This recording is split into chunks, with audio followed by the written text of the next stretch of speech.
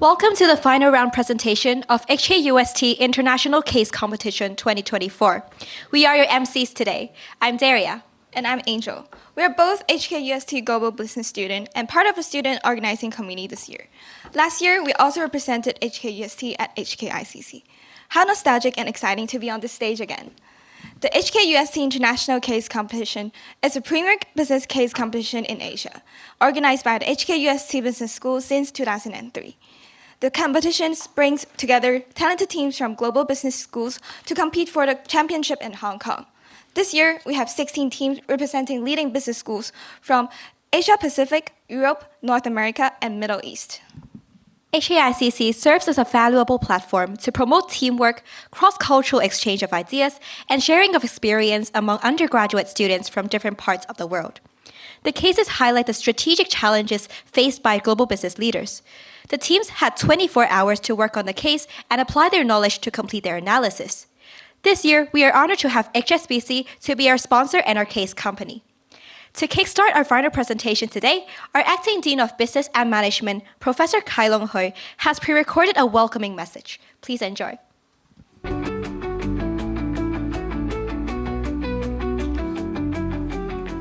Hi everyone, I'm Kai Long Hui, the Acting Dean of the HKUST Business School. It is with great enthusiasm and anticipation that I welcome you to the HKUST International Case Competition 2024. The HKICC 2024 exemplifies our commitment to excellence, collaboration, and internationalization. We believe that both the case sponsor and students would benefit from tackling the challenges and transforming ideas into impactful solutions in this competition. We are grateful to HSBC for their continued sponsorship this year. Your commitment to nurturing future business leaders aligns perfectly with our mission at the HKUST Business School. We are thrilled to have 16 competing teams from Asia Pacific, North America, Europe, and the Middle East gathering here today at our beautiful campus. The diverse perspectives that each of you brings in fosters a unique environment for learning and collaboration. I encourage each of you to get fully engaged and connected and push the boundaries of what is possible. Over the next few days, you will tackle two challenging cases, a mini case and the main case. And I have no doubt that your innovative solutions will shine.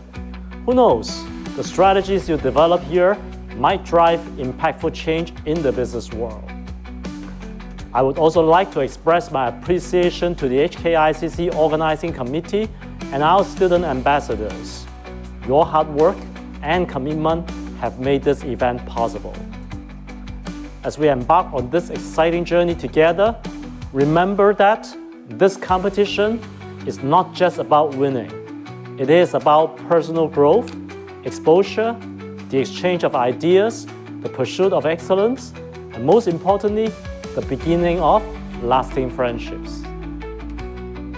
Thank you all for being here today, and I look forward to your remarkable performance over the coming days. Let the HKUST International Case Competition begin. HKICC, where ideas ignite.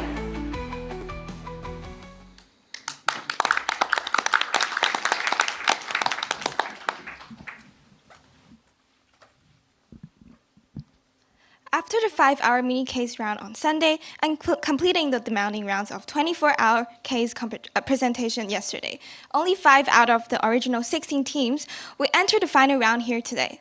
It is our great pleasure to introduce our 5 honorable judges for the final round presentation. They are Mr. Darren Shaw, Head of Operational Delivery, Wealth and Personal Banking, HSBC.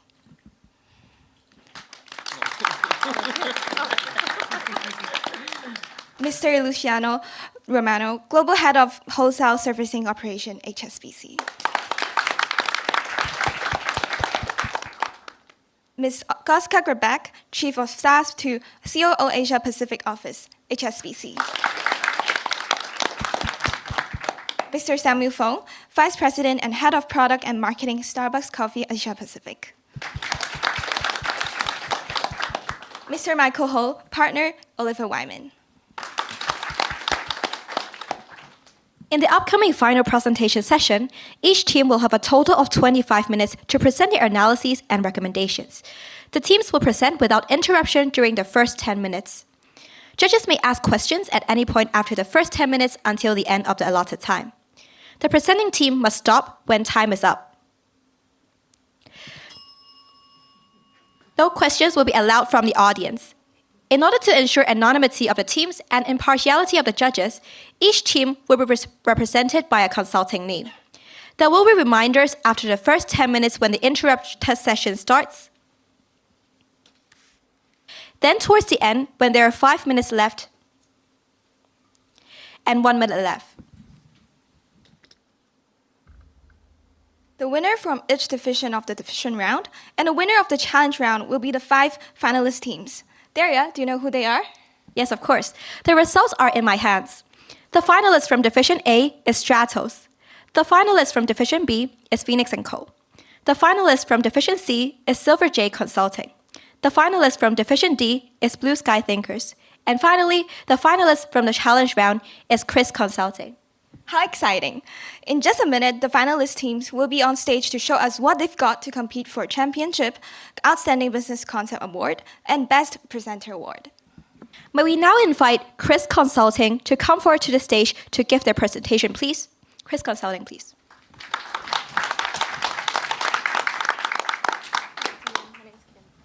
Hello. Good afternoon. Good afternoon. Hi. Hello. Hi. Hello.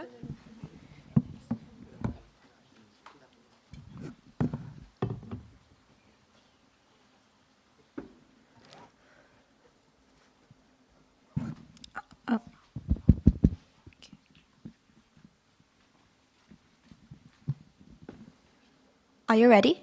Yes, we're ready. You may start now. Good afternoon, everyone. This is Inu speaking from Kris Consulting, and I would like to begin our presentation today with a simple idea: finding the right path. Being at a help desk is much like navigating a maze, where success lies in finding the best route for your customer inquiry. Yet, both customers and agents still face roadblocks as well as dead ends. So our goal today is straightforward. How can HSBCNet Help Desk streamline operations in order to increase efficiency as well as to increase service quality? To do so, we will ask 3 following key questions. Firstly, how to promote existing self-service options. Secondly, how to address operational inefficiencies in internal processing. As well as thirdly, how to support its agents to better address complex as well as demanding inquiries. This is where Pathfinders, our AI innovative tool, will come into play. This tool will help to automate the call routing process to ensure that the correct request directly reaches the correct personnel together with the correct information. This will allow us to achieve 1.2 million cumulative man-hours saved, 58% of first call resolution rate directly addressing service quality, and thirdly, 61.9% of IRR. Let us run you through our HSBCNet's help desk inquiry journey. So everything starts with receiving the inquiry from the customers. Then, this will get processed internally to the correct personnel. And finally, the agent will resolve the inquiry and close the case. We have identified pain points that correspond to each of these stages. Firstly, starting with stage 1, the problem lies in that there are high volume of calls and emails incoming and reaching the help desk. This leads to increased workload for the agents as well as longer queuing time for the customers. We have identified the root cause of this as customers bypassing the existing self-service options such as a virtual assistant. And one of the biggest reasons why is because they are not aware of these options available. So in fact, HSBCNet customers are informed way too late in the process about these self-service tools, as they are informed only after the help desk agent resolves this inquiry for them. This naturally leads to our first key question: how can HSBC better promote its existing self-service options to reduce the volume of query reaching the help desk in the first place?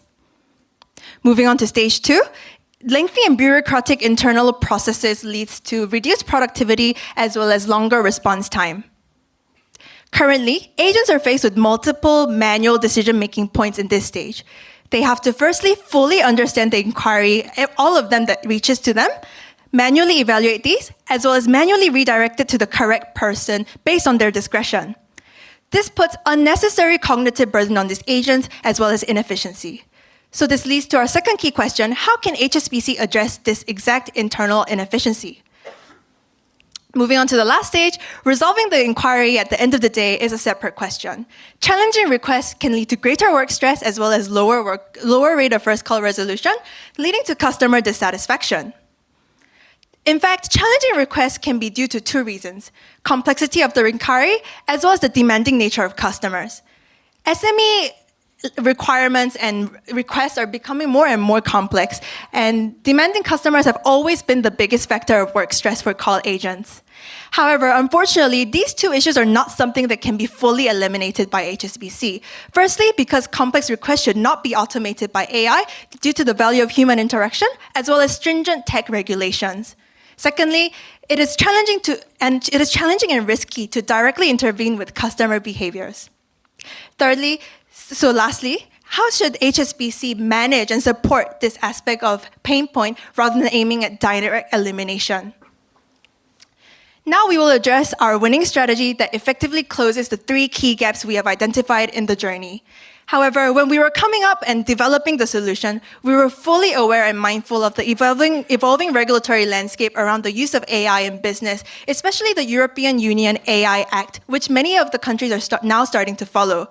As these regulations put stringent restrictions on the use of AI when it comes to intervening with human decision-making, we will not be utilizing AI to directly automate customer problem solving. Instead, we will aim to address these all three key questions in another manner. Now that we have analyzed and identified the gaps, let us fill in these gaps by transforming HSBCNet's call center operations using generative AI. Introducing Pathfinder. Pathfinder is an automated call routing engine which uses large language models in order to route customer queries directly to the right personnel with the optimal resolution capacity. So some technologies we've used include generative AI, the large language learning models, which has the ability for natural language processing as well as emotional sentiment analysis. And we also use the technology of a voice neutralizer. So let's delve into key question 1. How can HSBCNet promote customer self-service? Pathfinder addresses this key question by routing simple queries to the existing self-service chatbot within the HSBCNet app. But how exactly do we identify what constitutes a simple query? So the AI LLM will listen to the queries of the customer via phone call, and it will analyze several factors such as the keywords and vocabulary, technical jargon, the length of the inquiry, and also contextual cues. Through these key factors, it will evaluate the complexity into 3 key categories. The first being simple, which means that simple queries can be effectively managed by the in-app chatbot. The second being complex specialized queries, which require the use of a specialist and its attention. And the third being complex general queries, which do not require the use of a specialist, but still requires the human touch. So, based on the AI classification, the customer will be routed to the appropriate help automatically. And also, now put yourself in the shoes of Cherry. She's a finance executive at an SME, and she has this question when she calls the help desk: how can I reset my password? So her speech is inputted through this voice-to-text processor, which changes her verbal query into a text format that can be fed into the LLM. Now, the LLM critically evaluates this query based on the previously mentioned factors and classifies Cherry's query as simple. So what happens next for Cherry on the phone call? Depending on the different local regulations, the means of redirection to a self-service chatbot within the app will differ. So, for example, in Hong Kong, where, say, links via SMS are considered phishing risks and therefore are banned, what we will implement is, instead of the link via SMS, we would route them through an in-app notification to the HSBCNet app, because ultimately we are routing them to the in-app self-service chatbot. On the call, Cherry will also hear an automated voice reply saying, to find the resolution to your question, please click on the in-app notification. Now, when Cherry clicks on the in-app notification, she would already see the self-service chatbot with the history of it. So the history includes her prompt, which was already inputted, meaning she does not have to repeat herself again, and also the solution, which is already generated, meaning no manual lag time. Now, if Cherry is satisfied, she would choose yes, she is satisfied, and close the chat. If Cherry is still unsatisfied, she has the option to connect to a live agent. And if she does go through this route, she would not be redirected back to the chatbot. So now the redirection for simple queries addresses key question 1 because we promote the use of customer self-service. Now, what about the second type of queries, complex but specialized? Given SME's evolving needs, Cherry now has a new query that is complex and specialized. I've been trying to make a cross-border payment, but my supplier has not yet received the funds. So in the old process flow, what happens is that she would call, she would explain her situation to a general agent who decides to escalate this case to a specialist, and then Cherry would have to re-explain to the specialist. However, with our automated call routing engine, these complex specialized queries will be directly routed to the specialist teams that are already existing, bypassing the general call agent. So the new process flow looks like this. Cherry calls, and she immediately is connected to the specialist. She explains her query one time. For the third type of classification, the complex general queries, these calls will automatically be routed to the general call agents. So now, since the general call agents will only receive complex general queries and not the complex specialized queries or the simple queries, we remove all these steps. So we remove all the steps that require manual processing and also cognitive burden. Now she's a focus call agent. So here are some key benefits of Pathfinder, our automated call routing engine. First, redirecting simple queries to self-service chatbots reduces call volume and therefore drastically reduces the average waiting time to reach an agent from 17 minutes to 5. Next, directly routing complex queries to a generalist or a specialist, depending on which is more appropriate, will boost first call resolution rate from 20% to 58% because the incoming calls are directly routed to the people with the expertise to resolve it on the first call. And third benefit will be the reducing in cognitive burden for the agents will boost employee morale and their productivity. So here's a case study of a similar solution that is successful and has already been implemented in the market. It is called NICE CX1. And what it is a skills-based omni-channel routing engine. So it analyzes the complexity of each incoming request, very similar to Pathfinder, and it routes the customer query to the most qualified agent based on their skills and expertise for optimal resolution. So call centers using this productivity tool have seen a 41% increase in their first call resolution rate, a 33% improvement in the customer satisfaction score, and a 26% cost saving. Now, removing unnecessary mental processing and cognitive burden steps have shown to improve operational efficiencies.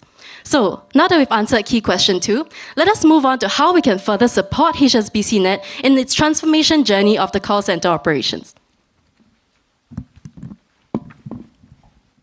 Now, let us see how we can better help our help desk agents to handle both complex and demanding queries.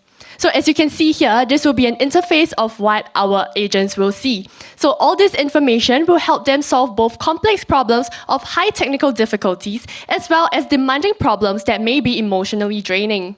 So as you can see here, the Pathfinder will help to synthesize all this previous information and it will show it on our agent screen. And this will ensure that our agent is updated on what is happening. And next, Pathfinder is trained by all historical call data to help analyze all this information to generate potential actionable next steps that our agents can take. So for instance, where can our agents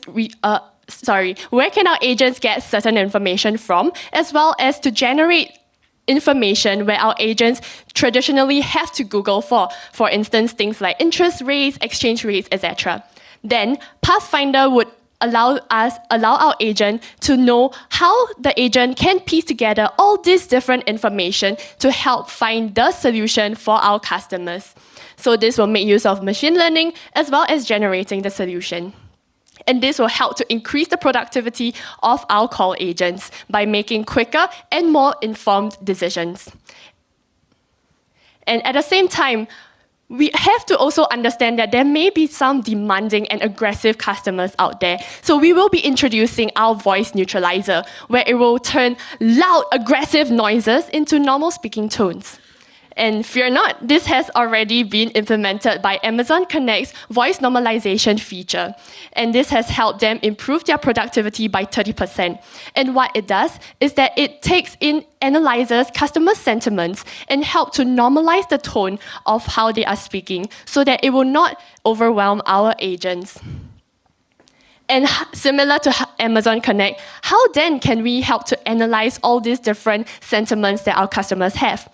We will be using our sentiment analysis, where we will be determining the emotional tone behind text through the use of vocabulary as well as the context of vocabularies that are being used. So overall, this is to ensure that our call agents will not have to deal with the emotional distress, but is also able to help soothe the emotions of our customers. How, you might wonder? As you can see here, there is a negativity score on a meter bar. So upon seeing this, our agents will know that, oh, Cherry, for example, is 90% on the anger score. So then he would have to choose words to use that would be able to help soothe the emotions of Cherry. So overall, this will help increase productivity of our call agents by enhancing their performance so that they can spend more time on actually finding the solution to Cherry instead of having to handle all their emotions and dealing with all these negative emotions as well. So now, with our solution prediction as well as voice neutralization, we have helped solve key question 3.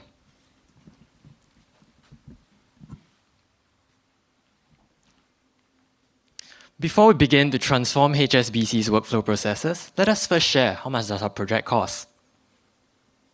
Pathfinder is expected to incur around $3.7 million with the hiring of prompt engineers and purchasing AI server chips to be our biggest cost buckets.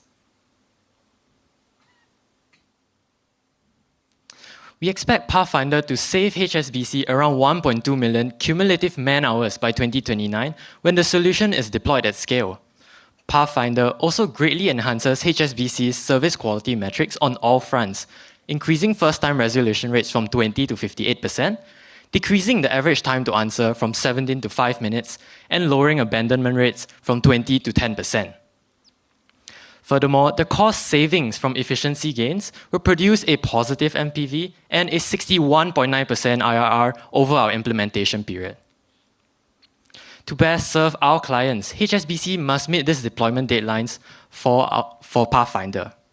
We'll first pilot our program in the Poland Service Center and utilize a progressive rollout strategy.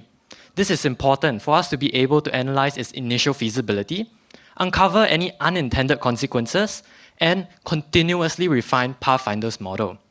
This helps us scale our solution both geographically and across functionality. Additionally, we've included Pathfinder's automatic call routing process flow diagram, which we'll be happy to elaborate more on during the Q&A. Our project risks are also well mitigated to reduce the potential impact of any hiccups when implementing Pathfinder. So, now it is your time to join us as we embark on our journey to transform HSBC's workflow processes. Thank you.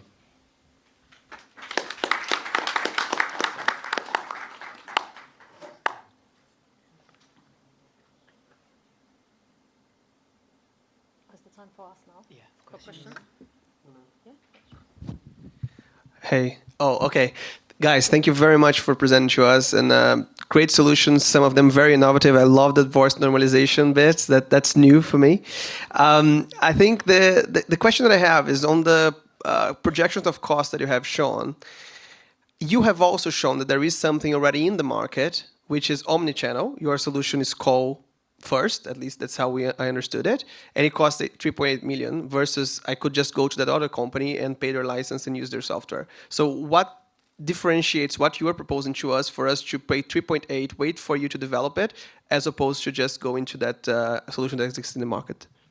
Thank you so much for your question. So, very good. The current existing solution in the market means that we are unable to use our own prompt engineers to fine-tune the model depending on the needs of our personal customers all over the globe. So, what we intended for when we were building this model is to first use an open-weight LLM, which means that we can download this LLM locally. And then this will mean that there is no sort of data breaches, that when we submit those data or we feed the AI LLM with our historical call data, it will not be transmitted to the original publisher of the LLM. So that's the data security part. And also, when we train the model, we want to ensure that it adheres to all the many different accents, dialects, different kinds of languages that have its own nuance and its own complexities or cultural sensitivities. So how we intend to fine-tune this model with our machine learning engineers and also prompt engineers is to feed in contextual or large corpuses of contextual data, such as, for example, idioms, proverbs, or say we're training it for a Chinese market. We want to train it with dialects as well, so that it can identify contextual cues better and contextual understanding to better perform and give the output. Yeah. Just to elaborate, we will also ensure to minimize the involvement of third parties to ensure that our customer data, which feeds into the model, is well secured within our company. Thank you. It's never been easy to be first, so congratulations, Gus, for going that far. But my question is more about, I have no doubts that the young customers like yourself will not have a problem to go to the call center and speak to the machine, speak to AI, speak to robots and chatbots. How would you convince all the customers, traditional customers, that they actually don't? They want to speak to individual. Great question. So the thing is, this AI is completely in the background. When you are calling as a customer, they have no idea that there's an AI that's filtering and routing their calls. And again, it's because the AI is not the person they're speaking to. Rather, the AI is the one rerouting the call to the appropriate agent, whether it's specialist, generalist, or to the self-service chatbot. So a lot of pain points coming from having to use AI actually comes from having to select the different menus that exist on the call through IVR. So through this call router, the customer will speak to the AI like a human being, as Beverly has elaborated. So this will also cater to the pain point and the difficulty of having to choose different menus and cater to the existing menus that exist on the platform. Thank you, team. Well done. Really great job. And it's really impressive what you've done in such a short space of time. My question is on stopping the calls coming through in the first place. You touched on it with the first question, but how do we ensure that customers know how to self-service within HSBCNet so that we never get the call at all?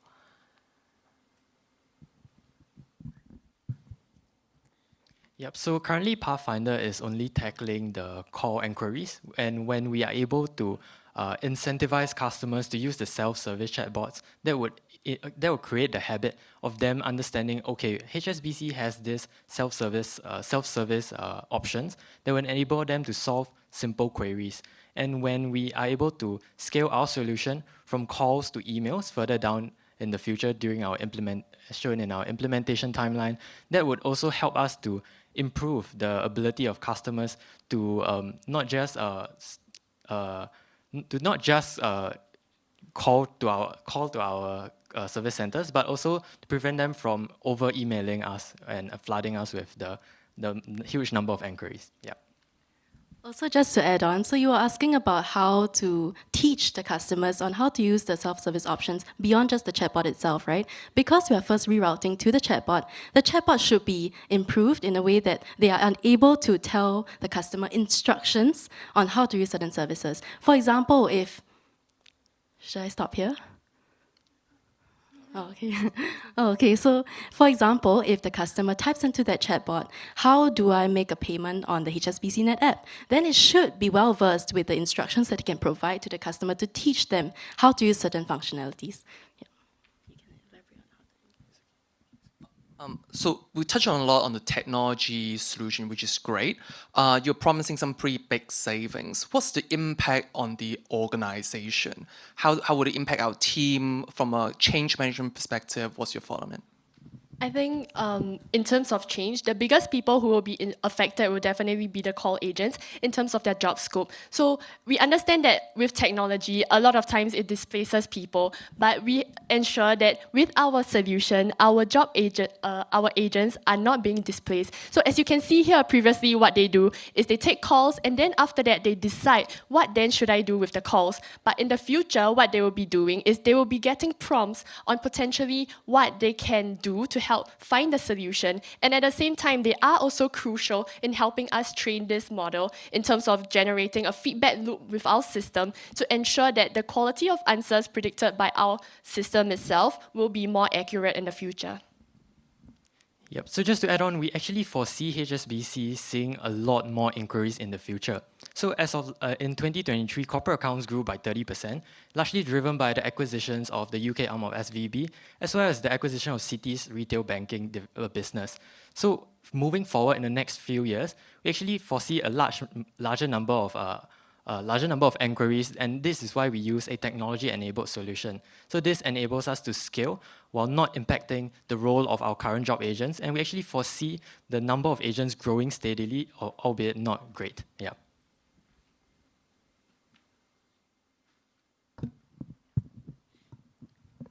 I do have a question around your new automated routing engine, right? For the complex and specialized inquiries, it would be bypassing the agent. It will go directly to the specialist. How will you ensure that it will not be overburdened to the specialists? Because it will be easily shifting, like a shifting workload to the specialist.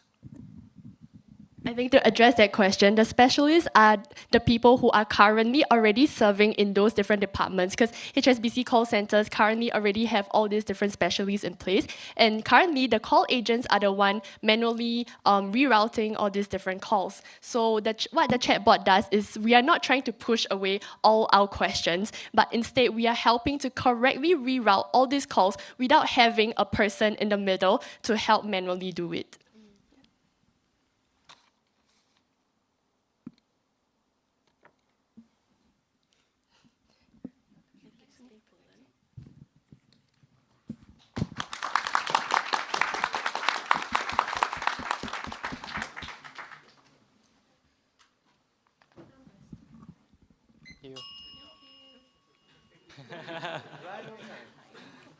So thank you, Kris Consulting. Next, let's welcome Blue Sky Thinkers to give their presentation.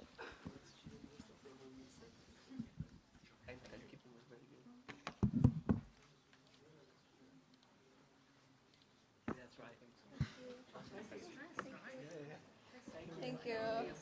Thank you. Thank you. Good job. Thanks. Thank you. Congrats. Thank you. Hope you enjoy. Thank you. Well done. Thank you. Oh, yeah. Sorry. What is the next? Okay, you don't need it. The next one, yeah? It's Stratos? no, it's real 24 hours. This one. Thank you. Okay, let me help you. Okay.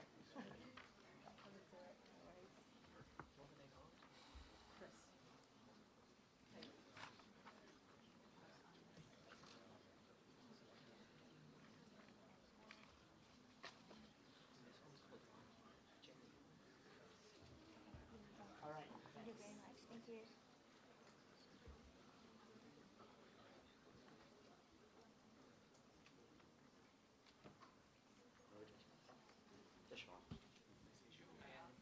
Nice to meet you. Ishan. Ishan. Hello. Nice to meet you. Hi, Rachel. Nice to meet you. Mike. I'm Rachel. Hi, Rachel. Nice meeting you. Mike. Hi, Mike. Nice meeting you. Yes, great. 24 hours. Great.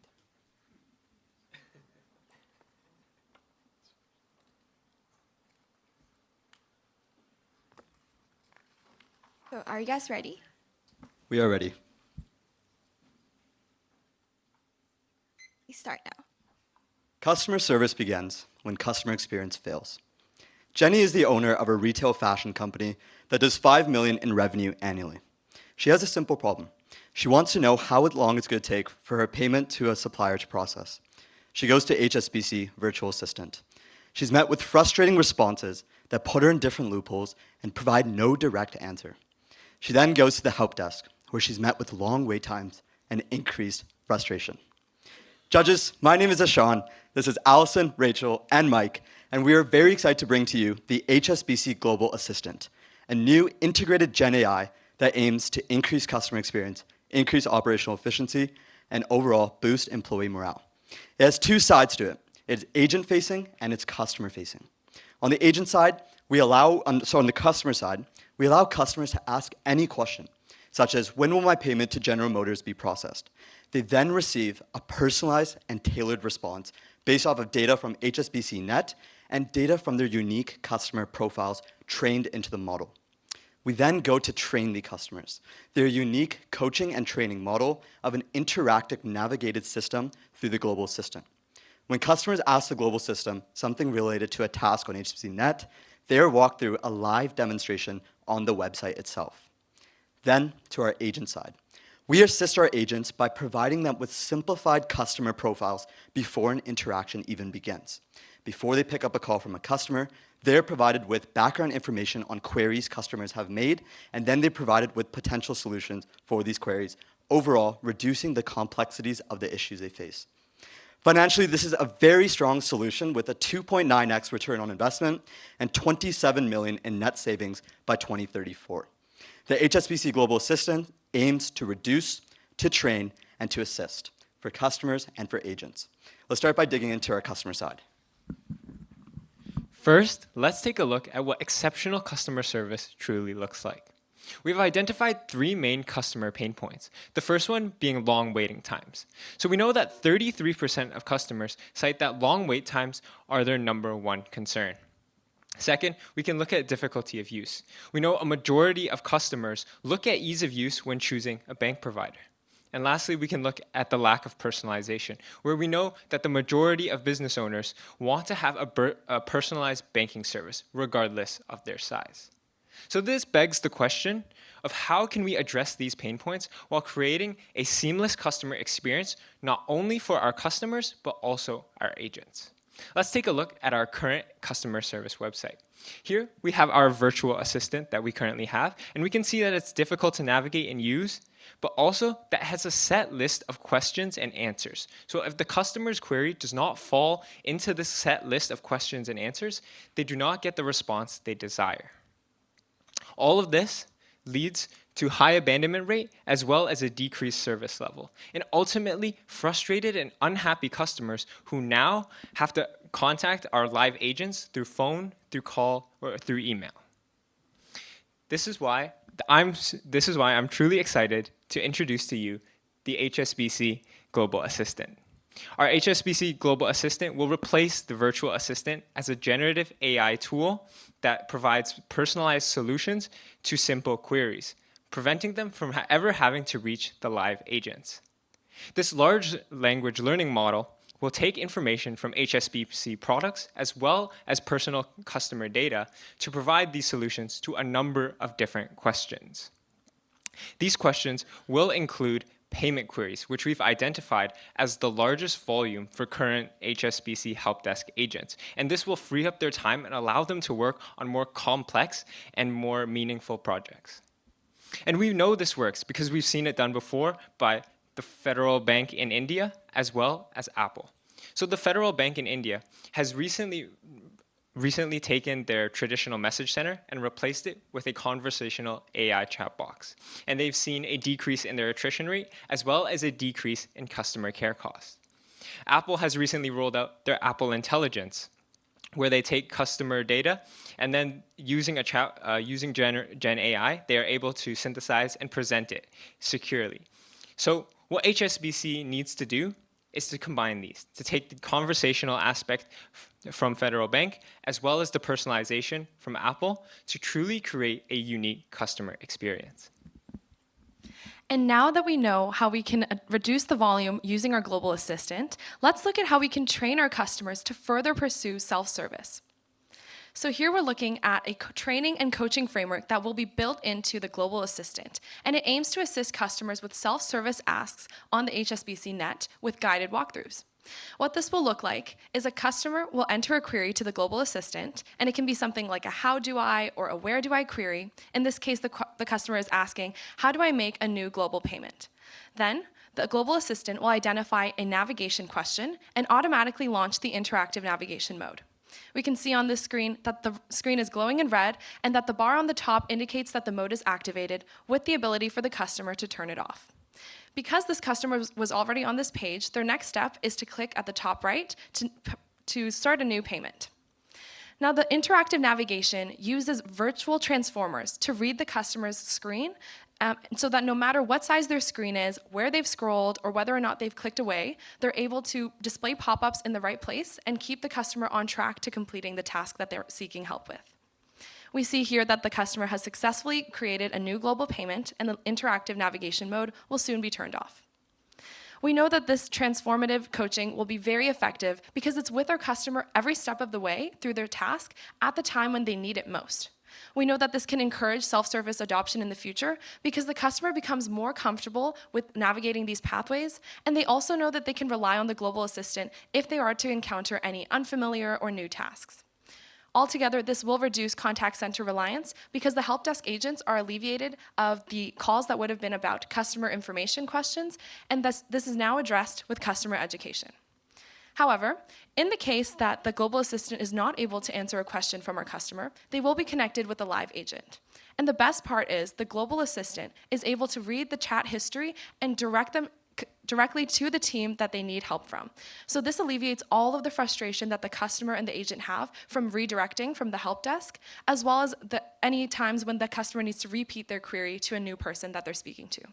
Here we see that Jenny's asking if she's eligible for a senior debt loan, and the global assistant automatically directs her to the loan financing team so that she can call an agent now. So on the customer side, we've seen that quick, tailored service and interactive navigation are really essential to bolstering customer experience. But what can the global assistant do for agents?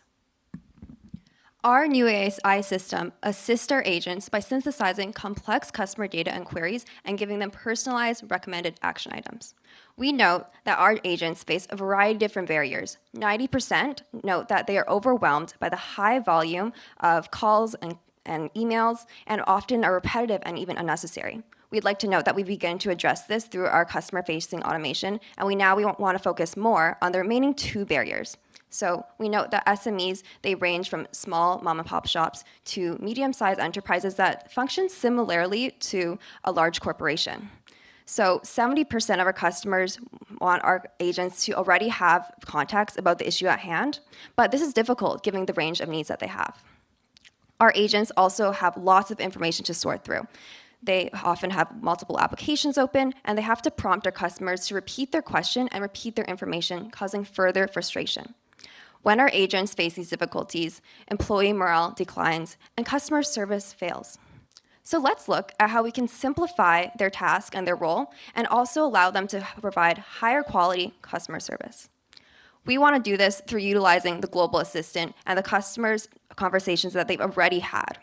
So what the global assistant will do before the customer and agent interaction, it'll synthesize the relevant customer information, such as the SME size, the recent HSBCNet activities, and most importantly, the queries that they've just asked. We'd want to also take it one step further and give them recommended action items that they can give to the client. So we can see Jenny here, she's asked, how long will it take to process an IPO for my business? And the agent is already given a quick estimate as well as next steps that she can provide in order to give her further information. This provides benefits for both our agents and our customers. Our customers are given an omni-channel experience in which they no longer have to ask further questions and repeat themselves. And our agents are helped and given relevant guidance to answer these unique asks. We can see this rolled out specifically with Telstra, an Australian telecommunications company. They partnered with Microsoft Azure in order to roll out Ask Telstra, and this synthesized complex customer data and into a singular sentence, ultimately reducing follow-up calls by 20% and making agents 90% more effective. So we know that the Global Assistant yields great benefits for both agents and customers alike. So let's see how it all comes together with Jenny, our SME business owner. So Jenny is on HSBCNet, and she's trying to access customer service. So she clicks Need Help, and it takes her to the Global Assistant. The Global Assistant gives her a quick, clear answer addressing her two main pain points of time required to process her customer service request, as well as the personalization that she was lacking before online. Now, she might also be using the interactive navigation, which takes her step by step to the end of the task she's trying to complete and educates her so that she feels confident to do it herself next time. And if her query required and live agents to assist her, the live agent now not only can see the query that she already told the Global Assistant, so she doesn't have to repeat herself, but the live agent also has information like the relevant client information as well as suggested actions to help the agent deal with potentially complex asks. So this helps with the agent's context and the variety of tasks that they're given, as well as synthesized information so they feel more confident in assisting. So no matter which path Jenny has taken to resolve her query, she's able to be confident to bank with HSBC, and the agent is more confident in the impact that they're making on the clients. Now, while hypothetical solutions are great, only implementable ones can truly be brought to life, which is why we have broken down our implementation into 3 main phases. Diving a little deeper into the preparation phase, we have chosen Microsoft Azure AI as our provider because of their experience in customer service AI, as well as their secure infrastructure, which will be necessary for HSBC. Secondly, our large language model will be trained on HSBC information, specifically past emails, logs, queries, FAQs, as well as our website. And thirdly, we'll be introducing a specialized cross-functional AI team. This will be the Global Assistant product team, and they will be responsible for ensuring the validity and accuracy of the responses, maintaining the system, as well as ensuring compliance with ethical as well as security standards. This entire first phase will take approximately 9 months, with the last 2 phases happening simultaneously. Second, moving on to integration. We will be beta testing in India, where a large portion of help desk agents currently reside. We'll be rolling out both the HSBCNet side as well as the help desk agent internal side. This will take approximately 5 months. And lastly, based on this beta performance, we will then be able to better train our agents and then move on to a full-scale launch across all HSBCNet websites and all contact centers worldwide. This entire process from start to finish will take approximately 15 months. Now, what exactly can you do tomorrow to get the ball rolling immediately? Well, first, we contact Microsoft Azure to get a quote. Second, begin the creation of our specialized Global Assistant team.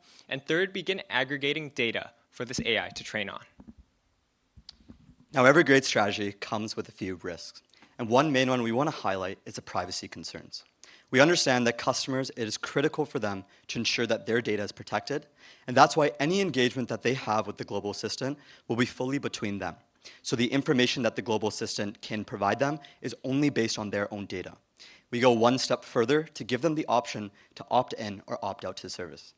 But I want to look at the feasibility and the impact of our solution. And let's start with expenses. Within our expenses, we have 2 main ideas where they are coming from. And that is, number 1, the integration of OpenAI, Microsoft Azure, into our systems. And number 2 is the creation of the global product team. If we look at how much we need over the next 10 years, it's approximately a $14.3 million cash investment. But when we flip to our cost savings, we see this is heavily outweighed. In terms of our cost savings, we are expecting $27 million in net cost savings by 2034. And one thing I want to address is within the visual, 1 decimal point should be moved to the left. So that number in 2026 of 15.6 million should read 1.56 million. To understand the cost savings, we can look at 2026, where we understand we have 461,000 calls, 893,000 emails, and we reduce these by 20%, saving $5.60 per transaction because of the service charge based off of average industry measures, and we save 1.56 million in 2026. When we look at our abandoned rate, we have 2 key assumptions. One is on the customer side. Now that customers are able to do these simple tasks through the Global Assistant, we reduce the volume and therefore reduce abandonment. On the agent side, providing them with information and better preparing them before the interaction even begins allows them to reduce complexity and reduce abandonment. Judges, qualitatively and quantitatively, we understand that this is the best strategy for HSBC to be the #1 wholesale servicing operations provider in the world. There is no one-size-fits-all solution. By understanding our customers' unique needs, providing them with personalized and tailored responses, and increasing our efficiency, we can continue to meet our mission of reshaping bold ideas to change the world. Thank you, and we're excited to take any questions.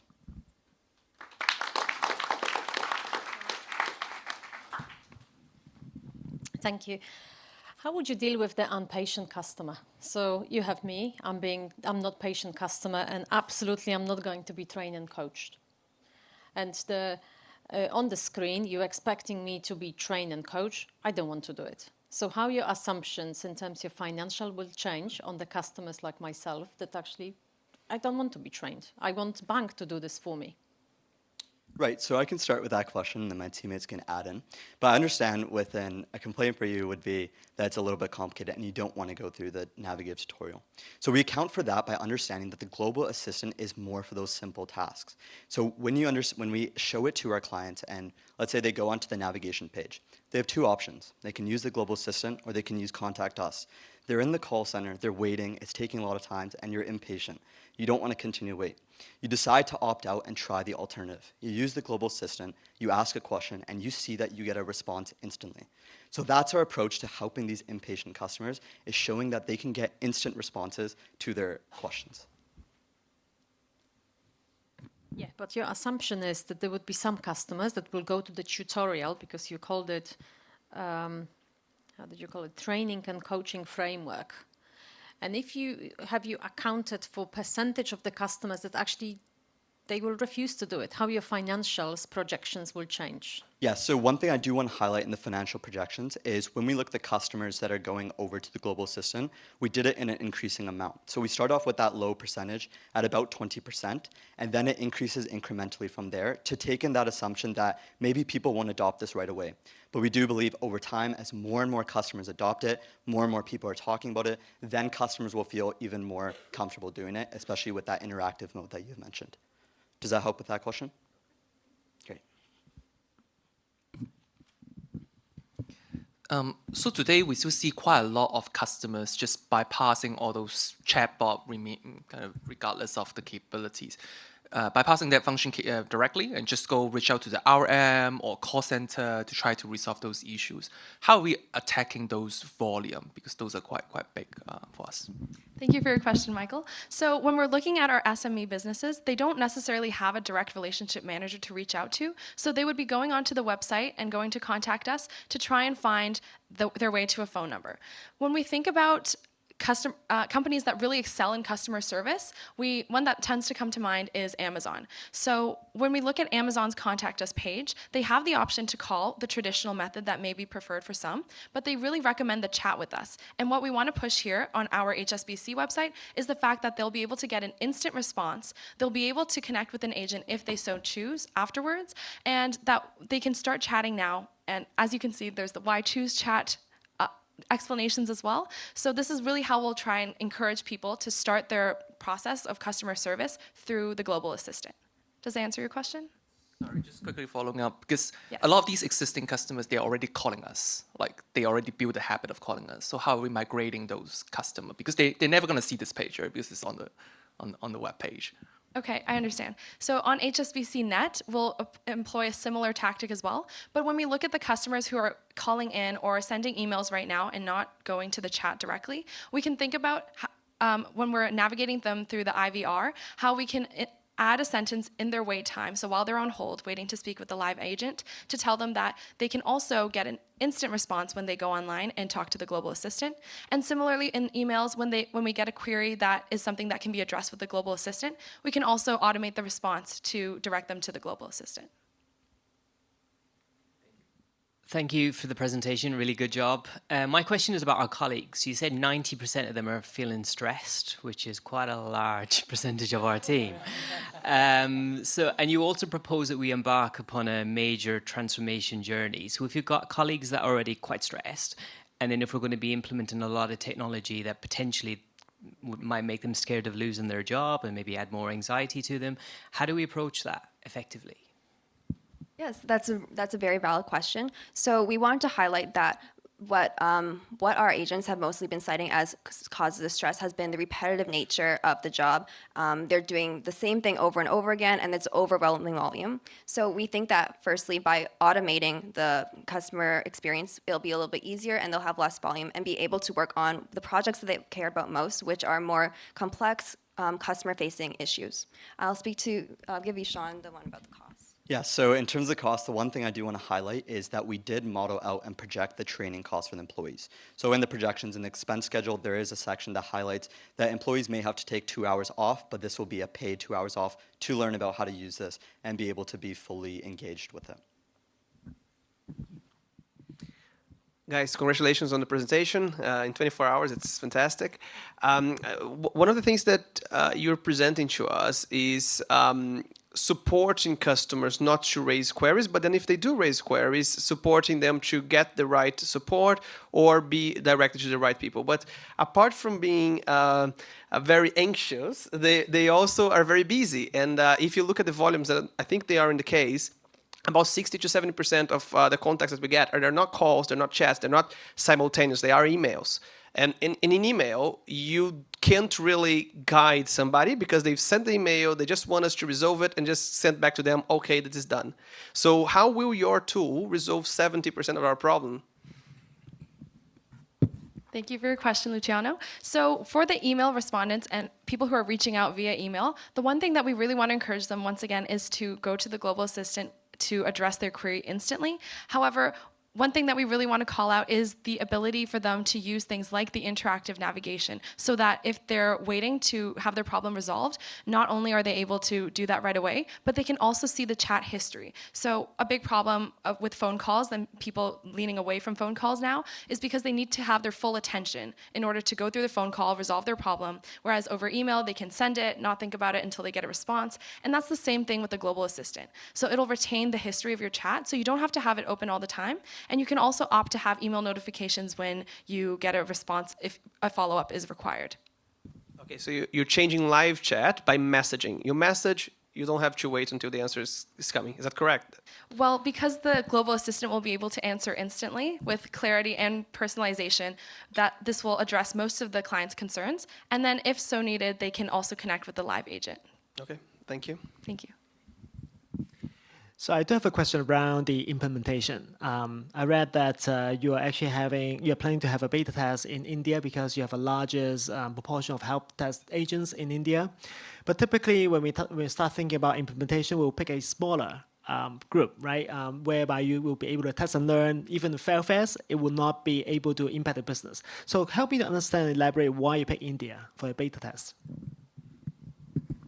Yeah, so we understand that we want to pick an office that's, like you said, relatively smaller, and we chose India, which is the largest office. However, we're not beta launching across the entire office. We are kind of rolling it out, but we want to be able to have the entire India office be fully integrated before we move on to other locations around the world. So we're not full-scale launching in India. However, on the slide there, I had 2 locations, so maybe we go to one of them, we go to one team, and then we start from there and move our way around. And once we've finished all of India, then we can move on to other locations, if that kind of answers your question.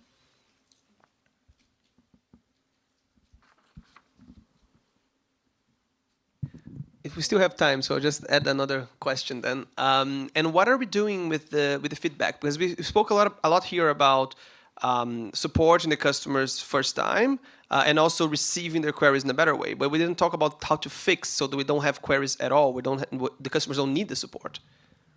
Did we think about that at all?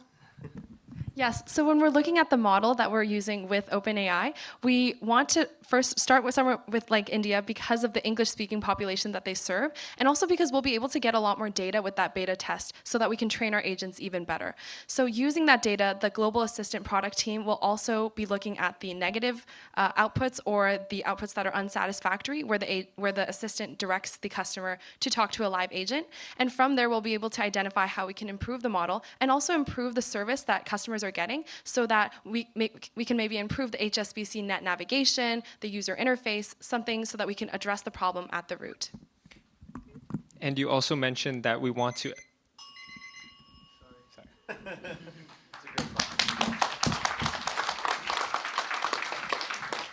Thank you, Blue Sky Thinkers.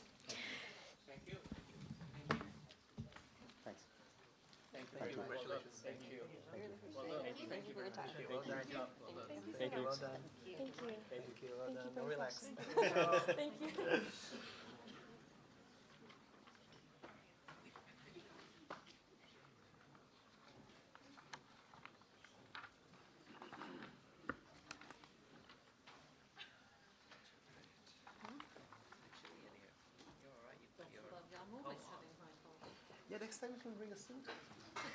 Thanks for the feedback.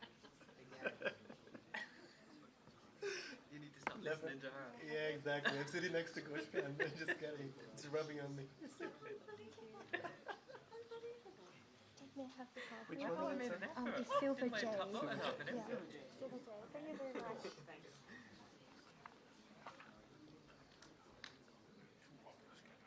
Oh, of course, yes.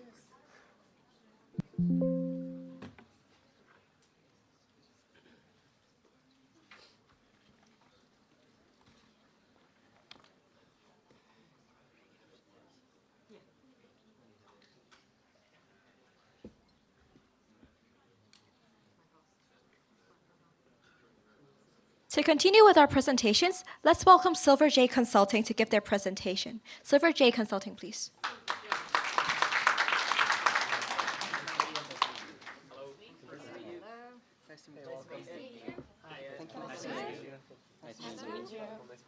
Nice to meet you. Nice to meet you. Team, are you ready?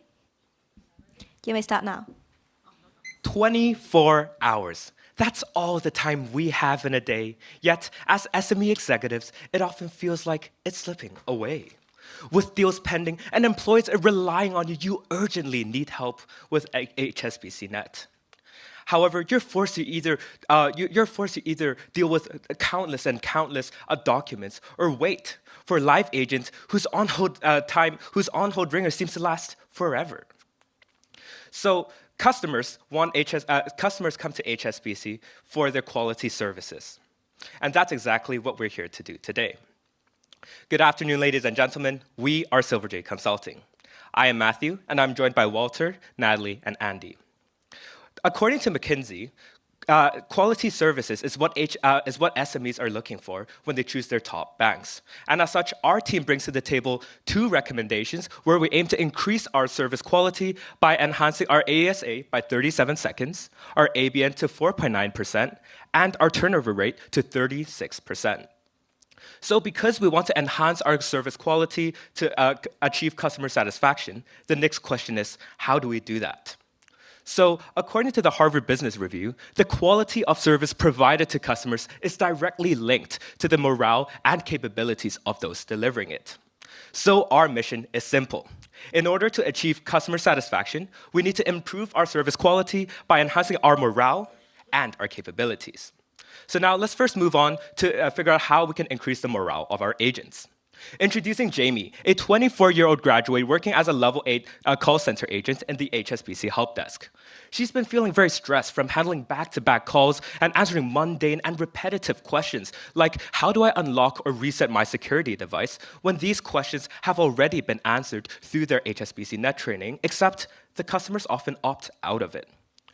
In addition, according to HSBC, 90% of the stress for employees actually stems from these difficult customers, and as such, HSBC should improve our customer familiarity with HSBCNet to lessen repetitive questions and to ease our agents' workload. So moving on to our help desk team. We have around 200 staff globally handling over 97,000 queries every single month, and this number is expected to continue to rise. We also understand that HSBC has no intentions of expanding its team because they're adopting the CCAR approach, and therefore we believe that agents' capacities are becoming increasingly limited and they need to be efficiently allocated. As such, HSBC should adopt relevant technologies to streamline workflows, reduce our agents' burden, and overall improve efficiency.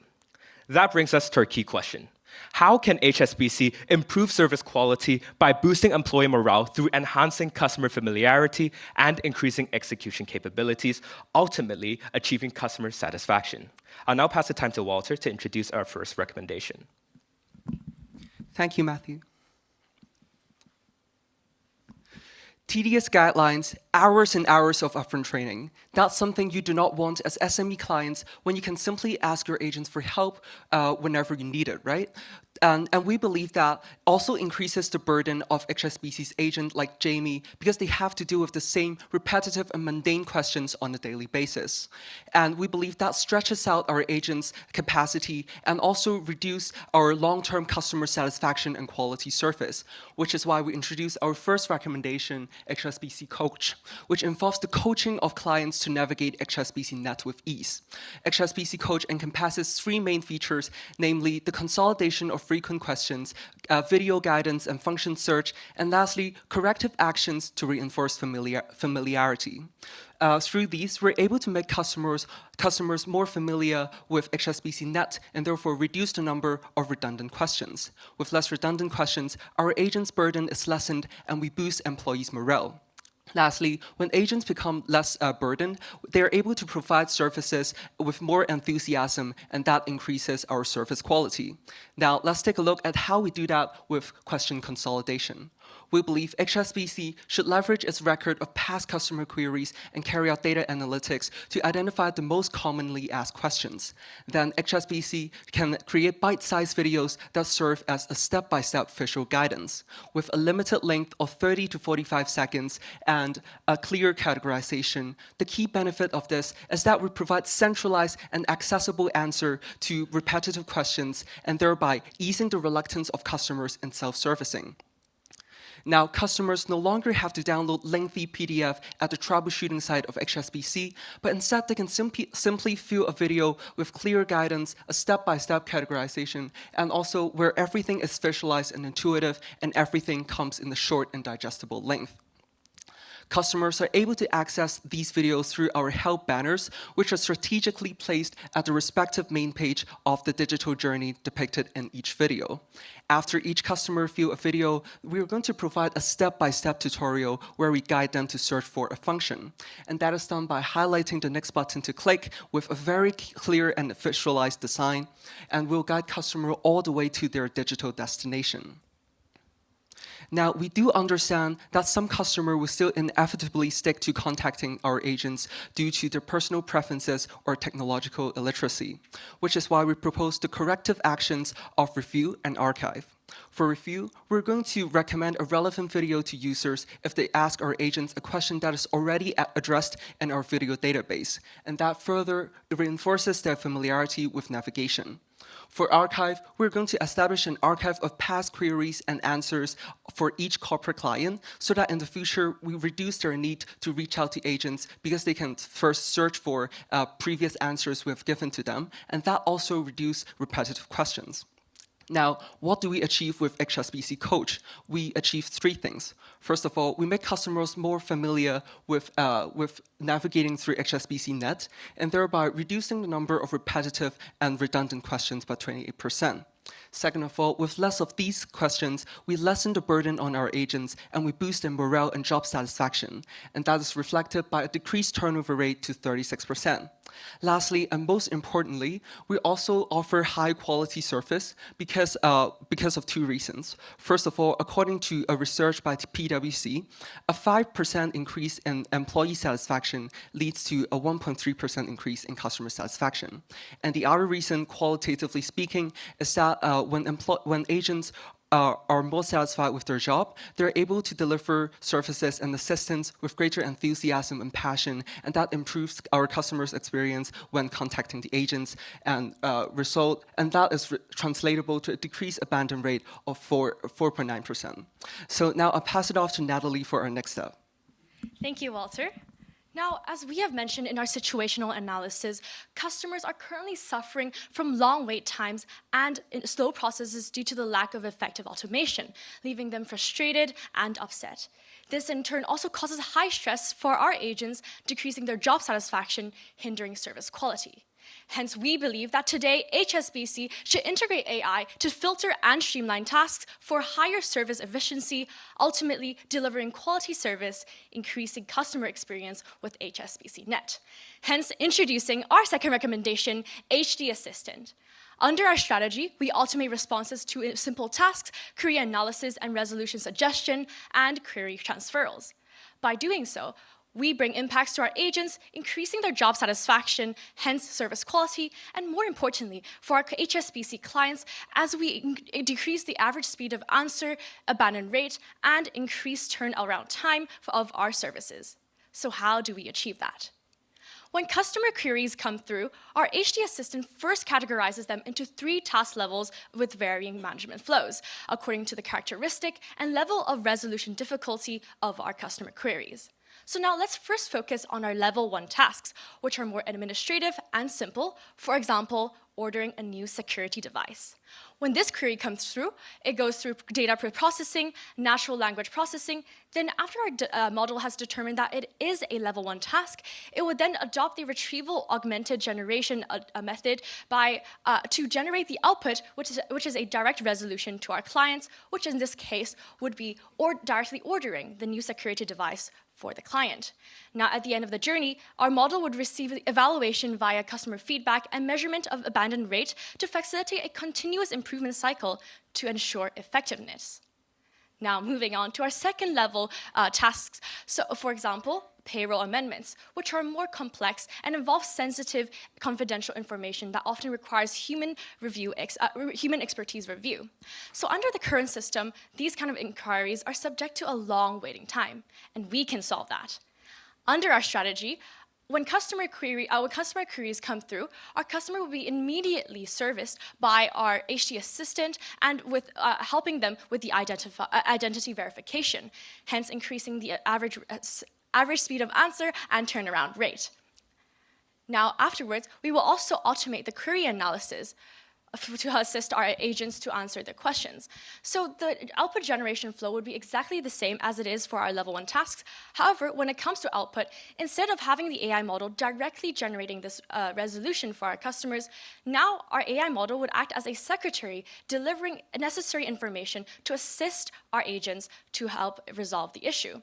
So, when your query about, for example, payroll amendments come through, it will reach Jamie, your agent, and immediately on her screen, she will see a query summary, a suggested workflow, and an application linked to your customer profile, which can help her directly, immediately amend your payments and resolve the issue.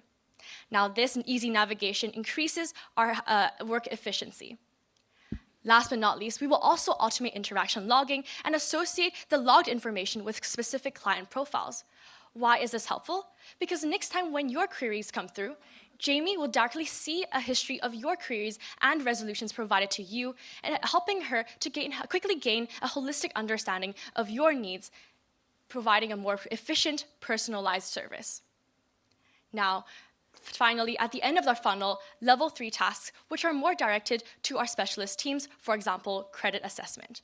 So these tasks will be transferred to our specialist teams, and now customers have to be subjected to long waiting times because they have to wait for the transferals and also repeat their concerns time and time again as they are transferred from one agent to another.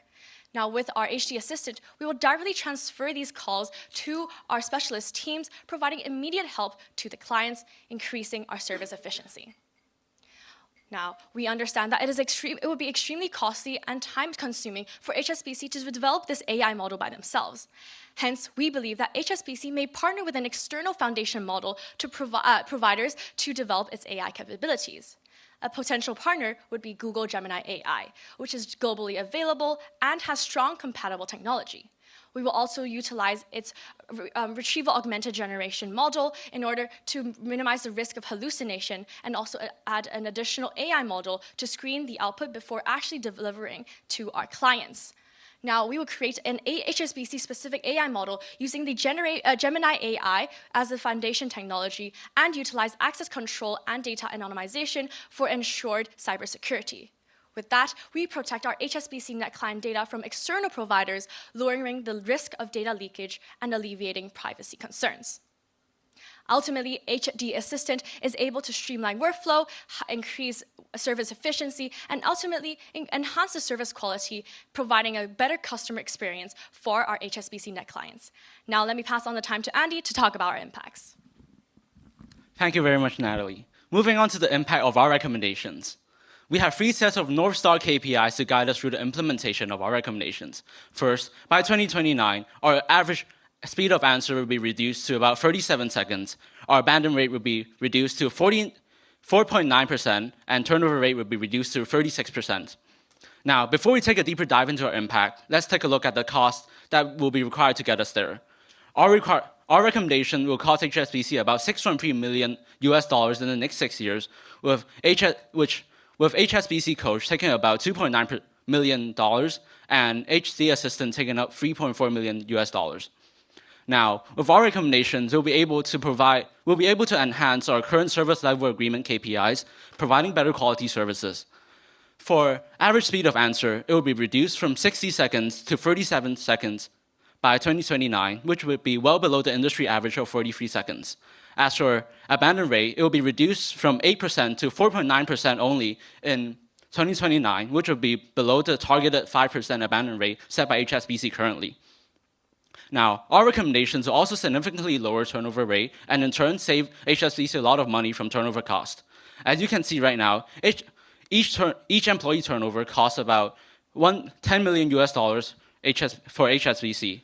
By lowering our turnover rate from 58% down to 36%, we'll be actually saving HSBC up to $524,000 annually by 2029. Combining the effects of our recommendations, we'll be able to provide benefit to HSBC through cost savings. The cost saving comes from 2 parts. First, as I've mentioned previously, the cost savings from turnover costs, and the other part will be the enhanced efficiency of our employees, as well as the time saved from answering repetitive calls. As a result, by 2029, we'll be able to save a net cost saving of $3.2 million. Our total project MPV will be $5.8 million, when we'll have a 3-year ROI of 44.5%. These will be the implementation timeline of our recommendations. For HSBC Coach, your next first step will be to first contact data analysts to analyze our query database to locate our frequently asked questions, as well as to turn our existing troubleshooting questions into videos for customers. As for HD Assistant, your next first step will be to contact data analysts for pre-processing our current queries, having internal meetings to find the suitable partner for AI development, as well as to communicate with staff for upcoming responsibilities regarding the use of AI. These would be the risk and mitigation of our recommendations. The biggest risk would be the cybersecurity threat from data leakage to external sources, and we believe that we can mitigate that by enhancing our data security through encryption to prevent interception during transmission. 24 hours, that's all the time we have in a day. With our recommendations, SME owners will no longer need to spend a prolonged amount of time dealing with technical issues. Instead, when they call HSBC's help desk for help, our agents will be able to quickly answer their calls and swiftly handle their problems. Higher quality services leads to better customer satisfaction. That is what HSBC is all about. Thank you for your time. That's the end of our presentation.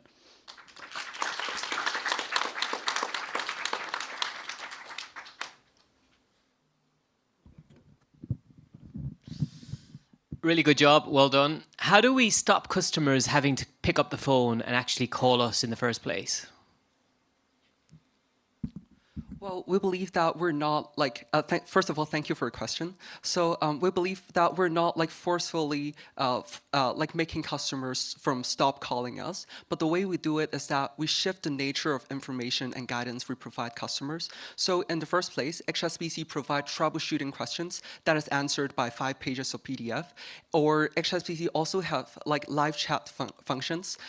So we believe the way we can convert customers from calling us to using our videos is that, for example, HSBC also introduces a function called Live Share, where agents can share screen with the customer. And the benefit and rationale of that is that we can step-by-step guide those customers and also provide, and more importantly, provide visualization. So we believe that videos actually combine the best of both worlds of calls and also live share, because essentially videos are step-by-step as shown in my slides. And second of all, we also provide a clear visualization through highlighting which button to click next. So we believe by shifting the nature of information, it becomes alluring and convenient for customers to watch videos instead of calling us. So I hope that answered your question. Thank you. And on the abandonment rate, you mentioned getting to 4.9%, so within tolerance by 2029, which is quite a long time for us. How do we do that faster? So for our recommendations, we'll be able to, for the first recommendation, we'll be able to prevent callers from calling us when there are repetitive tasks, right? And for our second recommendation, we'll be able to filter away the rest of the repetitive tasks and handle them by AI. And we believe that we can actually fasten the time by improving the filtering process of our AI such that it will be able to allow agents to handle the tasks handle queries that are most urgent and are most necessary that require the most human resources. And by that, we'll be able to lower the abandon rate of our recommendations. Thank you. Can you walk us through competitor analysis or some market benchmarking for the solution that you're proposing? Okay, I believe maybe we can first walk through benchmarks for my recommendation, which would be a video tutorial, right? For this, we can visit one of our appendix slides on case studies. So having tutorial videos for application is actually a widely applied industry practice, and that is not just for banking. It's also for our case studies of, for example, Slack, which is a productivity software, or Dropbox, which is a cloud storage service. So one of the notable functions that they do is that, as you can see for Dropbox, they have a related self-guided course for each video tutorial. So they do put in a lot of effort and resources to guide customers how to actually use the applications or navigate through the buttons that they provide. So we believe that this can also be applied to HSBCNet because essentially it's a service for SME clients. We need to provide them with simplistic and intuitive guidelines so that they can navigate HSBC with ease and call our agents less frequently. So that would be the benchmark for my part. Yes, and for our second recommendation, we can also look at a case study on JP Morgan. So they actually also integrated a similar model instead of using an LLM, but then their usage and also goal of this model is also very similar to our recommendation, which is to help call centers summarize and also provide resolution suggestions. And so we can also reference to these other companies using AI, integrating AI into their call centers and use their statistics. For example, they have been able to help more than 60,000 employees across our companies to help them handle these kind of queries. We can also use these kind of data in order to set a benchmark to continuously improve the AI efficiencies of our models. Thank you. All right, so I have a question around the tools that you're using, because you're recommending Google Gemini AI, and amongst all these AI tools, why do you choose Google Gemini AI? What's the benefits for HSBC? Right. Well, first of all, it's because the reason why we kind of fine-tune into Google is because we see that HSBC has already been collaborating with Google Cloud and using data from Google in order to deal with their customer queries. And second of all, it is also because we can go to our Gemini AI slide, please. And also because we see that Gemini AI, they have a lot of multi-language capabilities. They're available in other languages, which would be very useful because we have customer query offices around the globe, and so we need this kind of capability. And last but not least, they also utilize the RAG model, Retrieval Augmented Generation model. And that, we believe, would be the main idea on how we can minimize the risk of hallucination, which is one of the biggest concerns when using AI models. So how we can do that is because with the RAG model, we actually we set template answers and we fit in data from our preset database, which is done by our manual technical expertise team. And so with the template answers and also preset databases, we have a larger control instead of using other Gen AI models, which would be a black box model, and that would be a way higher risk of not being able to control what kind of output we generate and deliver to our clients. And so with all of that, we believe that Gemini AI would be our most suitable partner for now. Thank you. And my question is more on the first of all, well done on the presentation. I didn't speak to you before. My question is the financial viability of the project. You talked about around $6 million for us to implement it. How much would it take running this? Because you need people to refine the models every year to do the support, etc. Okay. Walk us through the financials then, because maybe we're not being bold enough. Back to the other question. Okay, so first of all, the main for the first year, we'll be having costs from developing the actual AI model, and after that, we believe that we can. So we'll be hiring staff for data analysis and also hiring staff for AI training, and after that,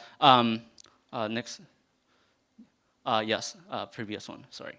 Okay, so back to my Q&A. So we'll have data processing team hired as well as AI training model and a team hired for AI training. And after that, we believe that we can remain about like 50% of those teams for the maintenance and continued operation of the AI. And as for the actual operating costs, we believe that cost per query will be around ranging from like $0.6 to $0.9, and the operating cost will be calculated by the amount of queries that will be processed through the AI and timing the cost per query. So I hope that answers your question. Yeah, but let's talk numbers then. So how much would it cost for me each year to run this? The total cost for HD Assistant will be shown below. So for by 2029, with a good range of capacity, it will cost about $991,000 by 2029. So I'm spending $1 million to run it until 2029, so in 5 years. And how much am I saving with this? So for the cost savings, we can go to the next slide. So for the incremental cost benefit, we'll be able to save up to by 2029. We'll be able to save up to about $3.75 million. Yeah. So you spent $6 million in the beginning. Thank you very much, guys. Sorry.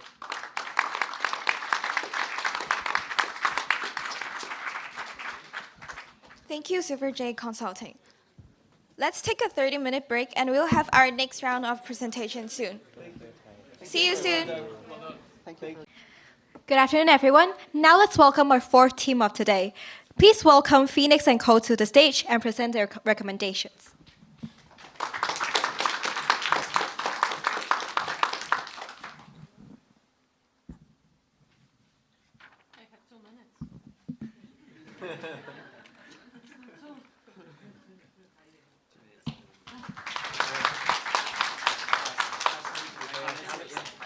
Hi. Nice to meet you. Alex, nice to meet you. Hi, Alex. Nice to meet you. All right. Can we check that the slides are all there and everything? Yeah. Okay. Yeah.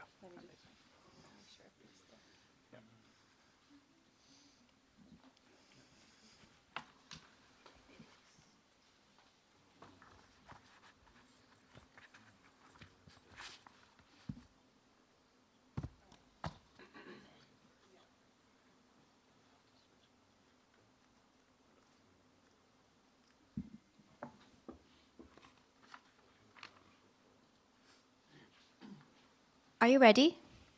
Yes, testing. They start now. Customer service employees are the unsung heroes of every bank. And this is why we're here today, to help make their voices heard within and beyond. Ladies and gentlemen, my name is Alex, and I'm joined here by my team, Elena, Alexander, and Karim, and we're Phoenix & Company, and we're very happy to be here today. Starting with an overview, the banking and financial services industry is growing at a CAGR of 8%, which is fueled by advancements in technology, mainly in generative AI and large language model integration. Now, in light of this, help desk employees are facing substantial growth in the volume and complexity of their requests. And your bank, more specifically HSBCNet, is seeking innovative ways to improve service quality and boost help desk agent morale. In order to meet this aspiration, we've identified 3 key opportunities that we would like to focus on. We want you to capitalize on advancements in technologically and generative AI to streamline the customer service process. We want you to leverage the growing customer demand for personalized and interactive banking support. And finally, we want to harness the potential of a highly motivated and productive help desk team. Which brings us to our key question. What technologies can HSBCNet adopt to enhance its service quality while boosting help desk employee morale? And this is where our strategy, Project Phoenix, comes into place, where we're going to leverage your long-standing partnership with Google Cloud Services to transform your voice response and call routing system, and additionally launch the Agent Copilot dashboard, which is an AI-based interactive tool for your help desk employees, all while achieving the following KPIs by 2029, which is a 1.2 cost-to-saving ratio, a 9/10 service quality index, and finally, increase in employee morale by over 20%. And with that, I'll hand the floor over to my colleague Elena with the analysis. Thank you, Alex. Now, your company's ambition is to elevate customer service quality while boosting employee morale. And it is imperative to understand that that comes down to the vital interaction between customers and agents. And you need to find the right solutions for both of them to be able to effectively reach your ambitions. Now, let's first take a look at the customer's perspective. The customer's initial point of contact with HSBCNet is through IVR systems, and that is exactly what is causing them pain points, seeing that frustrating IVR menu choices lead to confusion and higher abandonment rates, and the automation of these systems deprive the customers of the human touch they so desperately seek. And so we took a look at what customer preferences point to in that area. And we found that 54% of customers say that the monotonous and robotic IVR systems poison their experience. And another 59% said that they value personalization when it comes to customer service. What does this mean for HSBCNet? It means that you need to instill technologies that leverage and emphasize the human touch to be able to better connect with the customer through that initial point of contact. Now that we're through with the customer's perspective, let's take a look at how you can equip your agents with the right technologies. And so we benchmarked against industry leaders all over the world that all use innovative technologies to be able to better equip their agents. And we found one common success factor. They all leverage the use of generative AI to create superior customer service. And they do that by creating real-time scripts and reports, analyzing data, providing recommendations, and improving agent response to customer demands. With that being said, we evaluated industry strategies in contact centers and assessed them based on HSBC's 4 key strategy pillars. Those encompass economic viability, the use of customer-centric technology, the empowerment of employees, and the commitment to a net zero goal. And we found that there is no one singular solution. There is no one-size-fits-all approach that would help HSBC effectively reach its ambitions. Instead, it's an integrated, all-in-one, generative AI-based model that would be the optimal solution for HSBC, as it brings together the distinct capabilities and key strengths of all of those strategies. And with that, I'll pass the floor back on to Alex to delve into the details of our strategy. Thank you, Elena. Now let's get into our strategy.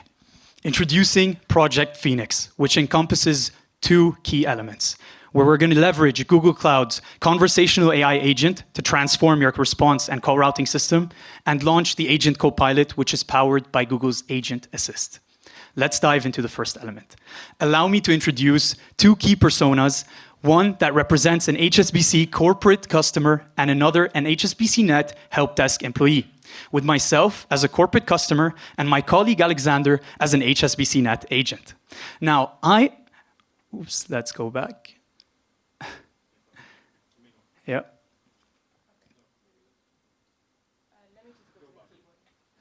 The back button Yeah, I think there we go. Apologies for the technical issue. All right. So I am currently dissatisfied with current communication channels, and I have a critical concern regarding my business. And Alexander is constantly overwhelmed with a large volume of calls and varying customer needs. Now, how exactly is Project Phoenix going to take dissatisfied and overwhelmed into satisfied and productive? Let's take a look at how that interaction changes. So I pick up my phone and I dial the help desk line.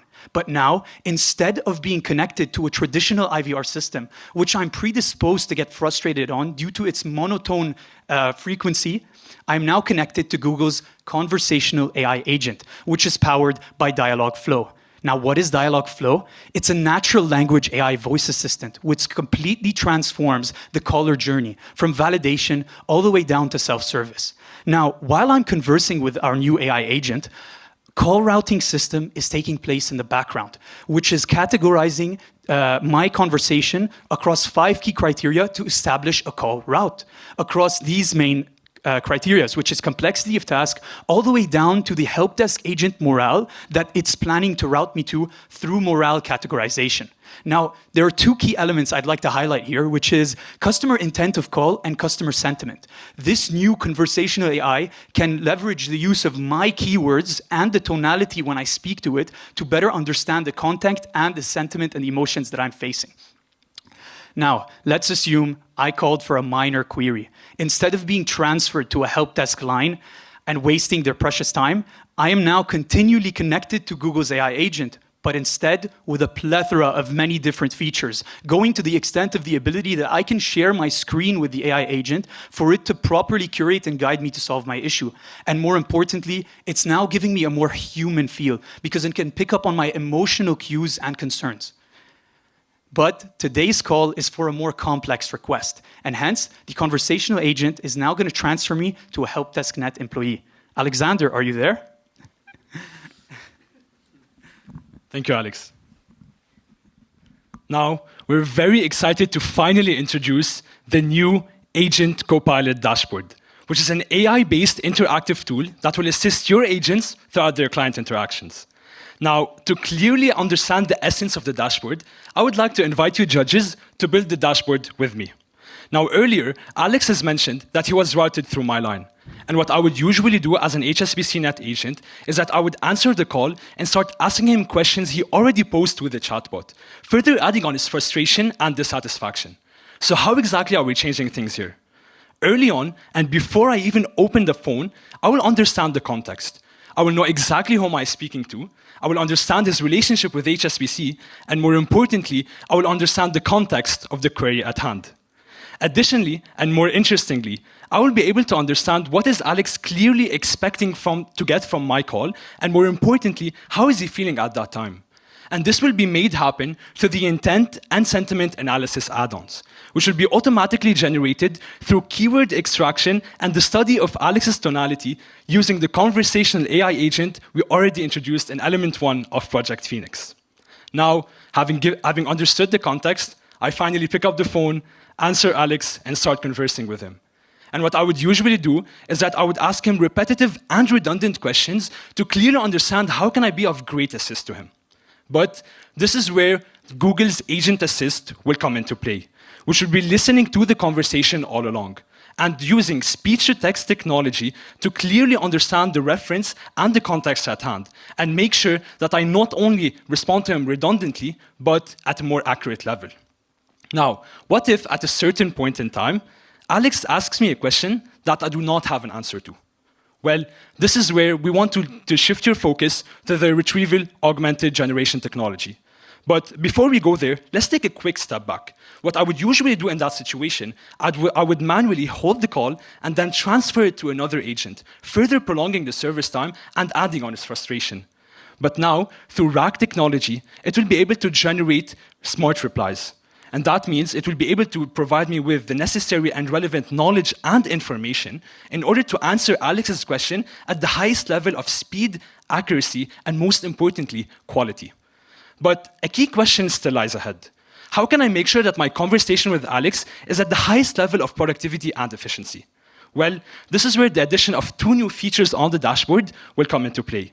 One from an agent perspective, and the other from a customer perspective. From a customer perspective, the Copilot will now be automatically generating what recommended HSBCNet services will mostly complement Alex's need, ensuring that I, as an agent, have an exhaustive and more comprehensive approach to solving his problems. On the other hand, from an agent perspective, the Copilot will be automatically generating what are the next best actions that I can take as an agent to guide the conversation forward and make sure I close it on a good note. But again, what if in a very rare occurrence, I'm still not able to assist Alex's needs? What I would usually do is that I'd have to manually fill out a trouble ticket form and then send it to another agent and in some instances to another department.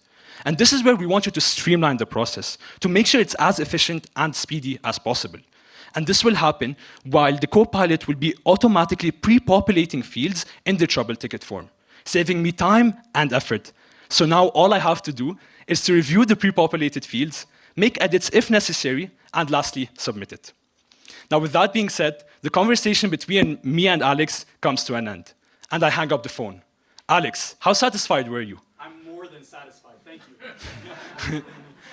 And this is how we see that Project Phoenix clearly improves customer service level, which is translating into direct enhancement in customer satisfaction. But a key question lies here. What about my morale? And the morale of hundreds of other help desk employees? Well, Project Phoenix directly targets the key drivers of employee morale by making sure that I have an enhanced and facilitated communication channel with my customers.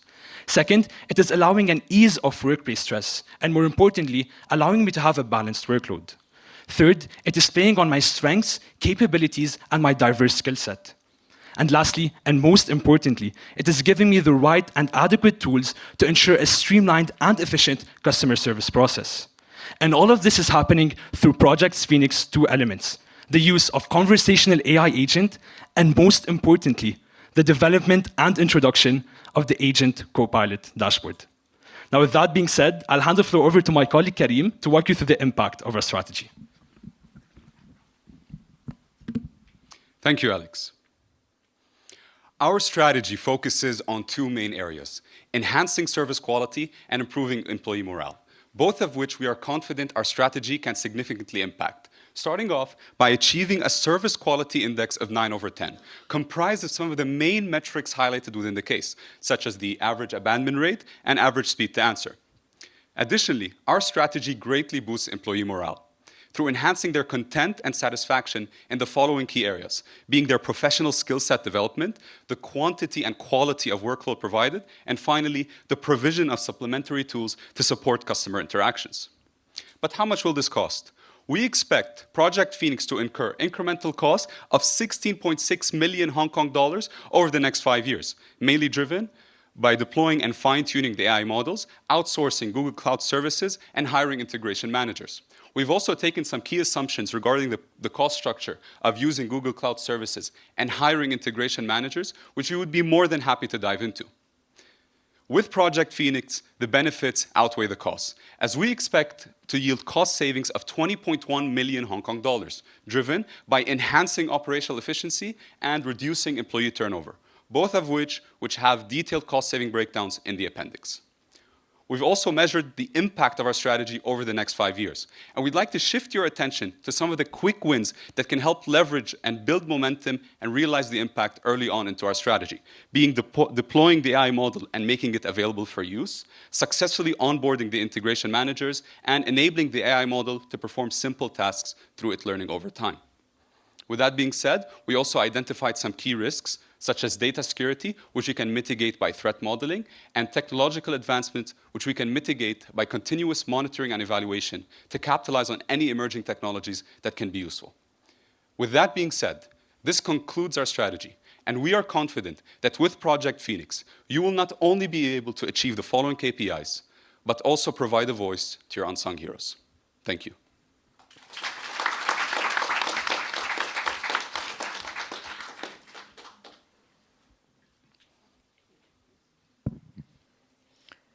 Thank you guys for the presentation. And when I look at Alexander, so Alexander is the HSBC person, I don't think you sound like the one that need the boost morale.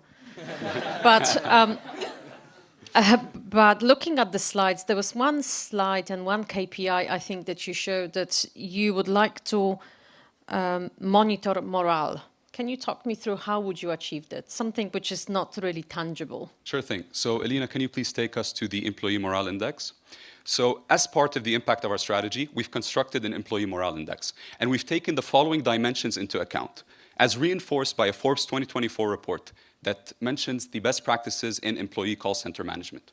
With that being said, we also analyzed a McKinsey report which stated that the average employee satisfaction rate in call centers within financial services is about 67%.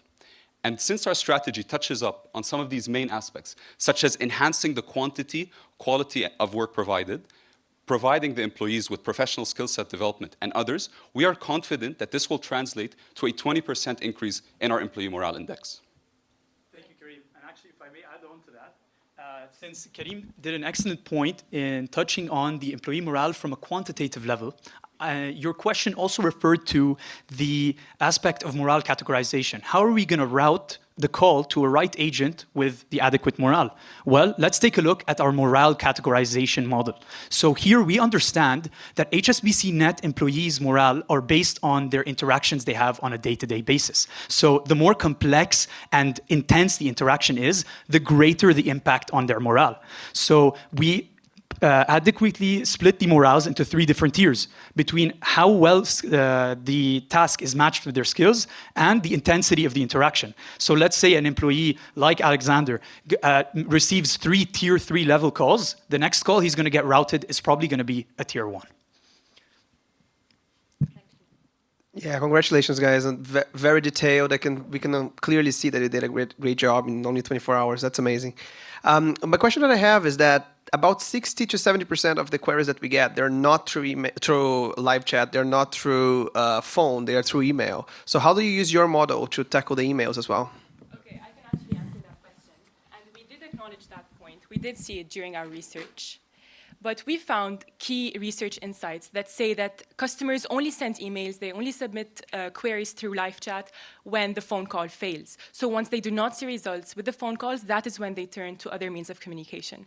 So by naturally resolving that problem, the number of queries submitted through other means of communication will naturally decrease and will be reallocated into the number of phone calls. Right, thank you for the presentation. I do have a question on your opportunities that you want to capture. One of the opportunities you're saying is to capitalize the advancement in the technology and Gen AI so as to streamline the customer service process. My question is, HSBC being a people business, serving customers, and how will you be able to ensure that the technology is still addressing the human touch that they're delivering to services? Sure, I can first start, and maybe Alex, if you have something to add, go ahead. If we actually go to the first pillar of our strategy, where we talk about dialogue flow. Yep, exactly. Thank you, Lino. So here you can see that dialogue flow actually incorporates a humanized touch to your existing IVR systems. So naturally, when they come across this dialogue flow, they have 2 routes, right? If it's a minor query, it will continue with dialogue flow, which has that extra humanized touch.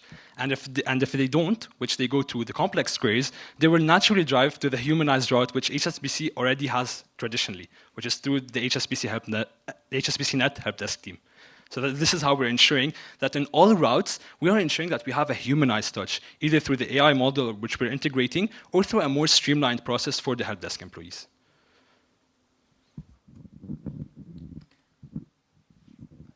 Hi, if we can dig into the financials.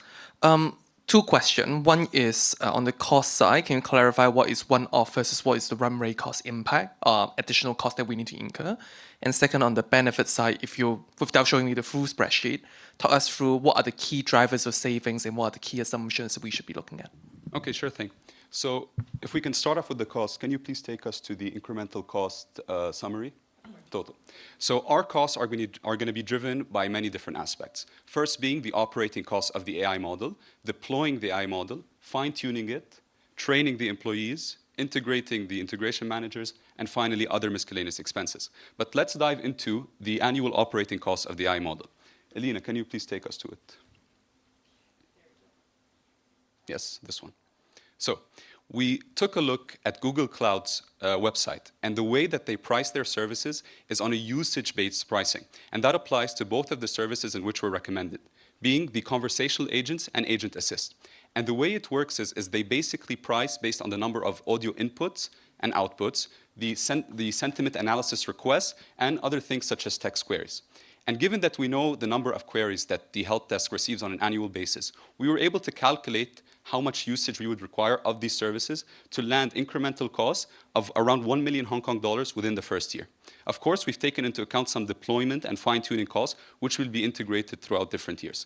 And another key assumption we took here is that the operating costs for the AI model will increase year over year as it is utilized more and calls begin to increase. Now, for cost savings, can you please take us to cost savings, operational efficiency? Yes, please. So in order to calculate the cost savings, we would first have to calculate your current operating expenses. We found online that help desks usually have 60% of their operating expenses related to salaries and benefits. Since we have the number of personnel within the help desk and the average salary and benefit per employee, we were able to calculate annual operating expenses starting at 94 million. Also, after analyzing HSBC's latest annual report, we found that they were able to save 1% of operating expenses through their cost savings program. But we believe that with our strategy, with the implementation of these new digital technologies, we will be able to ramp that number up to 2%, 4%, and 6% throughout the later years of our strategy, as seen through different sources and benchmarking analysis, specifically within the partners of Google Cloud Services, which have yielded such results. Really good job. I love how focused that you are on the customer, and that comes across really clearly. So fantastic. My question is about the. I like your idea with the troubleshoot. Was it the trouble ticket form and the technology that you're talking about implementing here? How do we make sure that instead of the case being handed off to anybody, have you thought about how the case could be solved for at first point of contact? Because a lot of the time, our customers get frustrated because they've phoned up, they've asked for their thing to be completed. It hasn't been completed, means they've got to call back again. Every time it touches another team within our organization, it increases the turnaround time, which frustrates customers because they want their thing solved for immediately. What else do you think that we could do to solve for that? Sure, I can take that question. So to answer it really fast, because I don't think we have a lot of time, to answer your question, we wanted to maintain the human touch between the customers and the agents. Yeah. So yes, we might find technologies that will streamline the entire process to make sure that the trouble ticket form doesn't even reach the agent in the first place. But again, as the judge mentioned here, the essence of HSBC's business model is keeping that human touch with the customer. So yes, we are streamlining the process of how it will be filled. However, we understand that we want to maintain that, which is why we didn't eliminate the agents out of the picture. If I may add to that, Alexander. So how do we make sure that the ticket form doesn't actually get transferred to someone else and have the first point of contact answer their question or issue? This is done through the knowledge and information tab on the dashboard, which bridges that knowledge gap. Because as Alexander mentioned, let's say I had a treasury request with HSBCNet. Maybe Alexander isn't the most senior person to understand the various different HSBC products. Through the large language model and the smart reply feature, since it's listening and taking in speech to text recognition, it can clearly recommend Alex certain smart replies to give an accurate and feasible answer on the spot without reaching the ticket form. Yeah.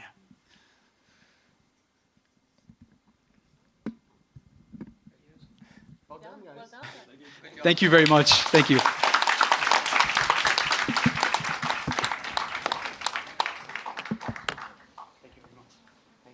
Well done. Thanks. Thank you. Thank you very much. Well done. Good job. Thank you. Well done. Well done. Thank you so much. Thanks. Thank you. Thank you, Phoenix & Co. Last but not least, let's welcome Stratos to give their presentation. Oh, yeah, of course, yeah.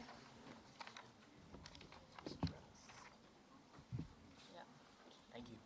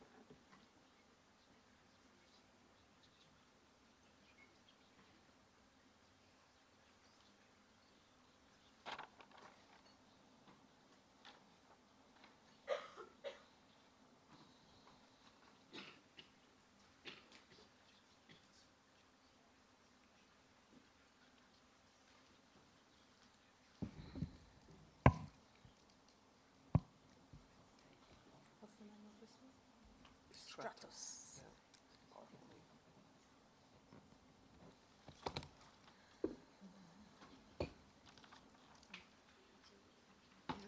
Those one. No, you are very civilized. Those one are not. What's that? You're eating all of them. I know. Practically empty. Nice to meet you. Nice to meet you. Nice to meet you. Good to meet you. Hi, Good to meet you. Hi, Good to meet you. Hello. Nice to meet you.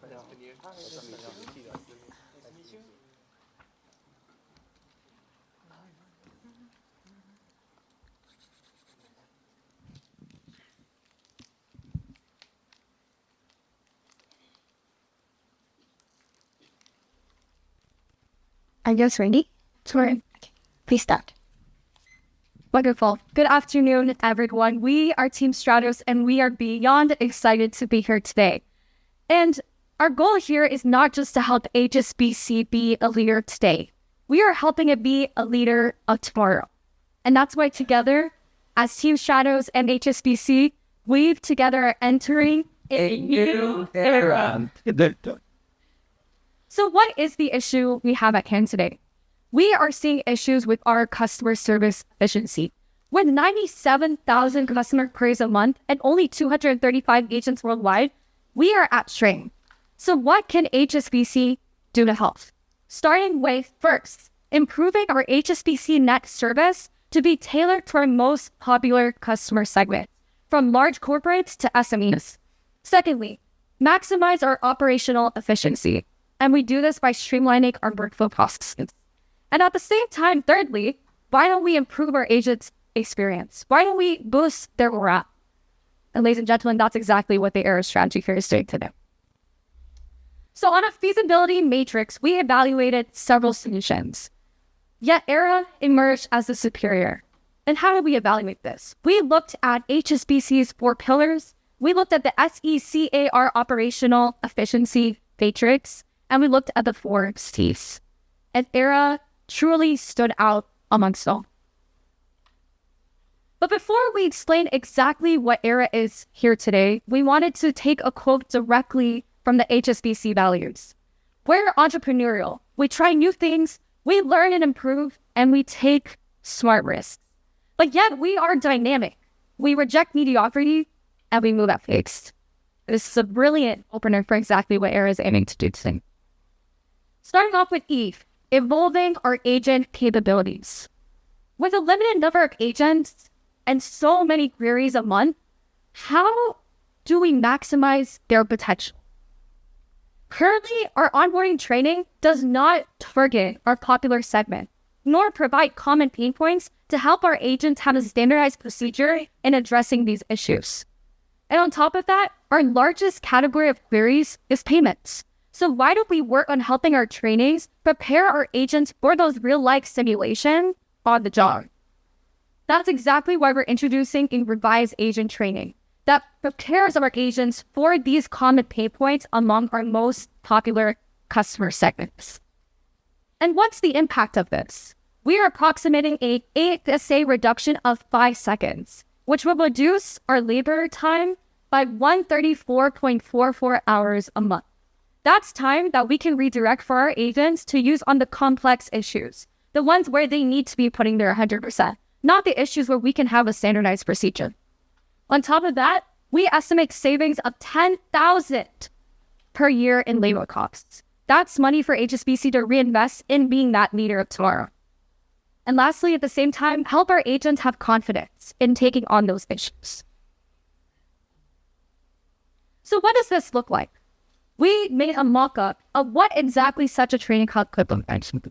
And on top of that, when we segment the trainings, we go one step further. With SMEs, we note that the smaller businesses act similar to individual customers. And at the same time, our medium businesses act similar to large corporate customers. So why don't we customize these trainings to go in depth for our agents to be prepared and address our common pain points of payments to payroll processing, to laws and regulation, and much, much more. And on the same time, we propose for our own agents' colleagues to work on webinars that can be developed to provide guidance and build that confidence. And since it's their own colleagues, it also fosters a sense of camaraderie and community. Hey Aditi, why don't you tell us about the R in ERA Thank you, Juan. Now let me talk about the R, which represents reimagining HSBCNet in our ERA strategy. So currently, 85% of our customer base use our digital channels. Then this means there's a need for digitalization. Currently, when a user joins HSBCNet, they have to fill out a paper-based application form. And with our digital strategy, users will be given a digital form instead to fill out their key information, and that digital form will be directly transferred to a bank to their designated branch. This eliminates the need for them to go physically in person to their stores through the banks, and reduces turnover rate by 50%, and saving 195 sheets of paper exchange. We understand that some of our older clients may still prefer the paper-based version, and for them, we will still have the option to do so, but we will strongly encourage this digital form. This isn't new to HSBC. We've done this before with the Audit Confirmation Project, where it has led to 30,000 US savings in paper and posters. With such similar initiatives, we've ensured that HSBC is on track to meet their goal of becoming a net zero bank by 2050. Additionally, the current onboarding process wastes time among already strained HSBCNet agents. This is how the process looks. First, when a new user joins HSBCNet, we have to arrange one-on-one training. And this wastes time with coordination, and our agents are already overwhelmed, so that adds more strain to them, ultimately lowering their service and employee morale. We get 97,000 queries monthly, and with only 235 help desk agents, there's a need for change. We need to eliminate these time-intensive one-on-one meetings and transition to a mandatory training webinars. And we understand that it's hard to implement these mandatory webinars. However, we'll start off by implementing a discount on this subscription. We plan to impose a 10 to 15% discount on our low-value customers and a 20 to 25% discount on our high-value customers, along with the wide growth. We plan to phase in this transition. Now, how does this exactly look like on HSBCNet? Well, this is a mock-up of our port. Currently, we can see Usha is categorized as an SMC micro business, and she has a few other trainings left to complete. With these personalized trainings, these users are able to better navigate HSBCNet and ultimately reducing the workload for our agents. Lastly, let me quantify the impact of all of this. With our Reimagining HSBCNet strategy, we're saving 7,200 agent hours per year and reducing queries by 116,000. With all this free time, agents can now focus on customers with more complex issues and be less overwhelmed and strained, thus improving agent quality and agent morale. What does this look like for our customers? Ultimately, they're more satisfied. They have to wait less to back in line, and a reduction in the abandonment rates and average speed of answer. Overall, improving the overall customer service experience. Now, Rafa, can you tell me a little bit more about the auction? Yes, of course. Thank you, DT. Now, I'd love to tell you all about the A in our ERA strategy, accelerating workflow.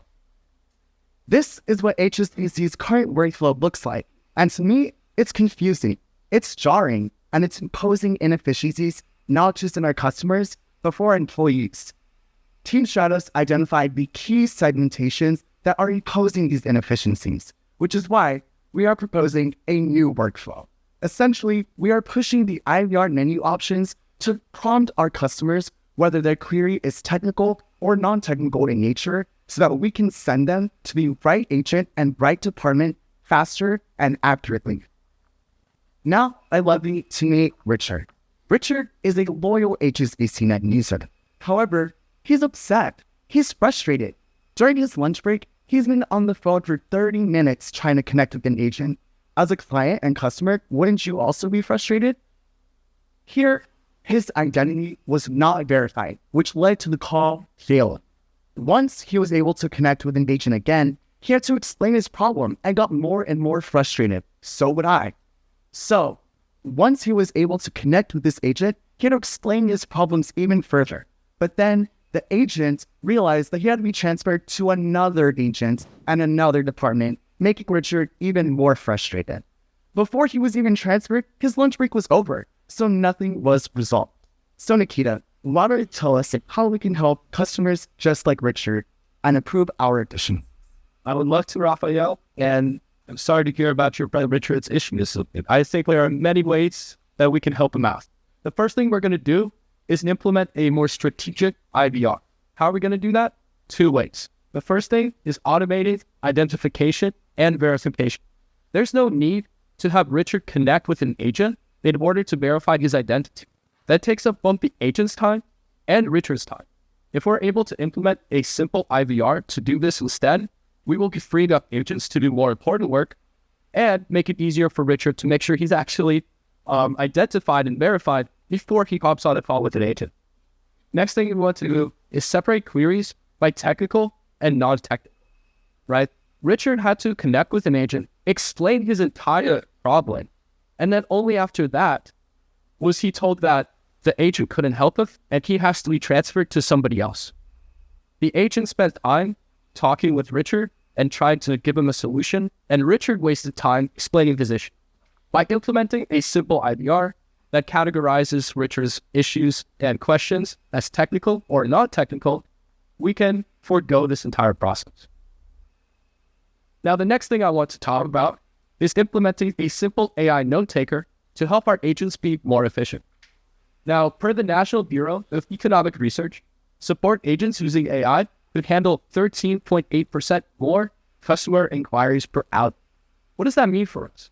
Well, our agents spend about 42 minutes a day logging customer interactions. That adds up to over 100,000 queries that they could instead be helping customers with instead of one.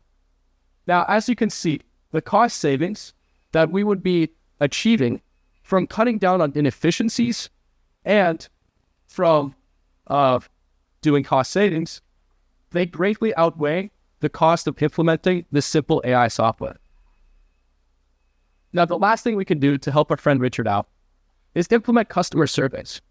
We had to go and find Richard. We had to find his story, see his pain points, and then bring them back to HSBC. What if instead we implemented a simple customer survey where Richard can tell us about his experience, and then we can get feedback on what we can do better and where we can improve. This will help us enhance key metrics such as RFT, ASA, and most importantly, like in Richard's case, abandonment rate. Let's take a step back and think about how we're going to implement this entire process. The first thing I actually want to bring your attention to is the 9-month period. The entire timeline for implementing all of the ERA strategy will take 9 months. That's incredibly important because that way we can serve more customers more efficiently, faster. Now, the next thing I want to bring your attention to is the fact that at 0 months, we will be initiating soft launches for things like our AI, IVR system, and HSBCNet. By implementing soft launches, we will be able to find the pain points in our launch and help our agents and employees find a groove and find a way to better work with these new integrations. With any new thing, there are implementation inefficiencies. But by implementing soft launches, we will be able to better mitigate these. Now, let's take a step back, talk about the financials. When we were given this case, we struggled in a lot of ways thinking about, like, how do we quantify how much this is worth? At the end of the day, how do you quantify customer satisfaction, customer interactions, right? But taking a step back there, let's just look at the costs and the return on investment. Does it actually make sense financially to implement this strategy? And the answer is a resounding yes. As you can see, the total cost to implement the ERA strategy is around $700,000. We will be able to break even on this investment through cost savings and cutting down on efficiencies in about 1.6 years. As you can see by this graph on the right, we will be seeing a NPV of about $2.3 million, and this is derived from improvements in cash flow of about $450,000 per year. But I think more importantly, as HSBC grows, as it acquires new customers, as there are more clients that we need to serve, we will be able to better use this program. And this program will be even more valuable in the future. So with that, I thank you for listening, and we look forward to together helping HSBC enter a new era.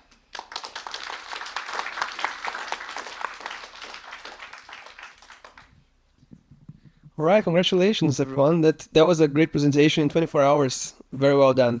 I have a couple of questions, more related to the KPIs that we're going to be measuring this on the success of the project on. You mentioned 5 seconds reduction on ASA in one of the slides, I think one of the initial slides. If we take Richard's example, he waited for 30 minutes. How does a 5-second ASA improvement really helps Richard? Great question. I can go for that.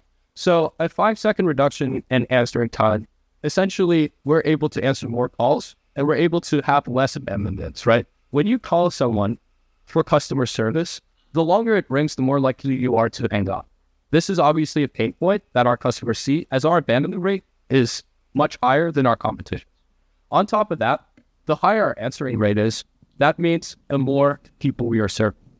So by serving more people, we're able to have a higher call volume.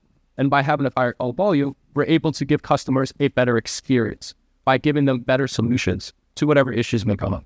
Thank you for your question.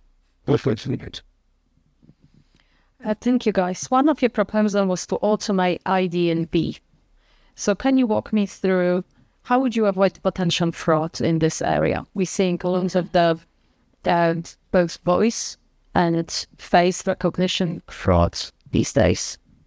Yes, of course. So we know that in different regions, AI, there are various regulations that we have to go through.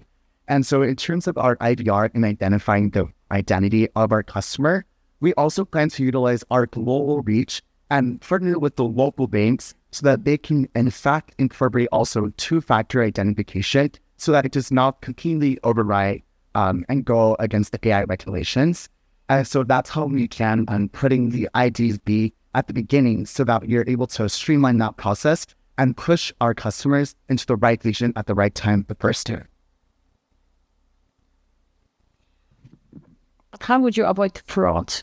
I'm talking about and there are quite a few examples that we're seeing right now that AI can read your facial recognition, also voice. There were some of the locations at HSBC that we were using voice as our password. We had to stop this due to the fraud in those markets. So how would you propose to mitigate this for our customers?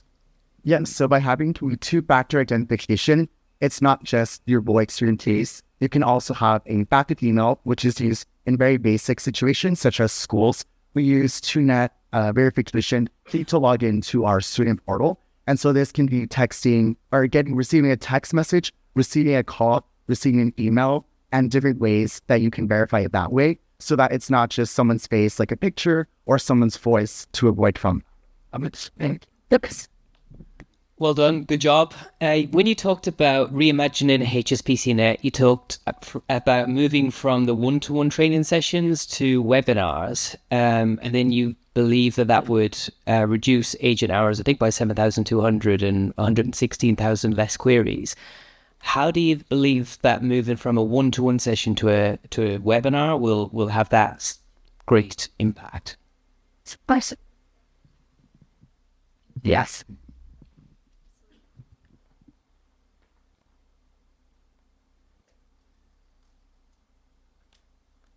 Absolutely. So these were kind of the calculations that we did here. There was a series of assumptions we made with the frontline agents. There was about 150 frontline agents. We should not give them in a situation or most likely taking these one-on-one training calls because it requires some sort of expertise. So we estimate 20% with the 5 hours of training a week. And from there, we were able to break it down here. However, as we mentioned, we recognize that the personalization of the client experience is incredibly important. And many of our very high value clients very much value that. So our recommendation for HSBCNet is not necessarily a direct replacement at first, but more of an incentive for companies to be like, there's a value add here, and we want to demonstrate that value add by, for example, starting with a reduction in the in the discount, or going to these industry events where our clients are and showing them the value of such a portal, giving them that personalized experience at first and showing them that this is a return for them and we're not trying to cut costs from our end and just throw them in a digital hub is the way we're kind of approaching it. And just knowing the patterns where we're seeing our workload increase, we need to prioritize our agents in the right direction.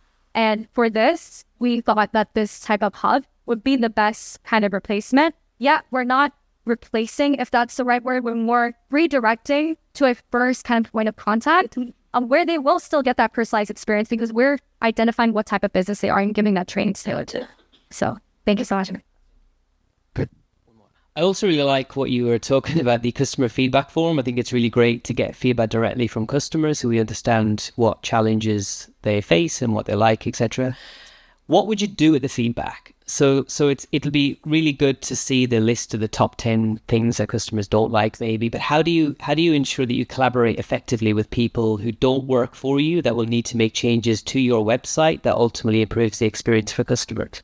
Yeah, so the way we actually developed these questions were to match it with the metrics. So for example, like first set time, turnaround time, all of the numerical data that we gather from this, we envision an almost feedback loop where we're taking that all the way back to the agents and helping refine that training we develop so that they're better prepared for these situations, right? We don't have some sort of accountability mechanism where the agents can understand, okay, how do I better our customer experience?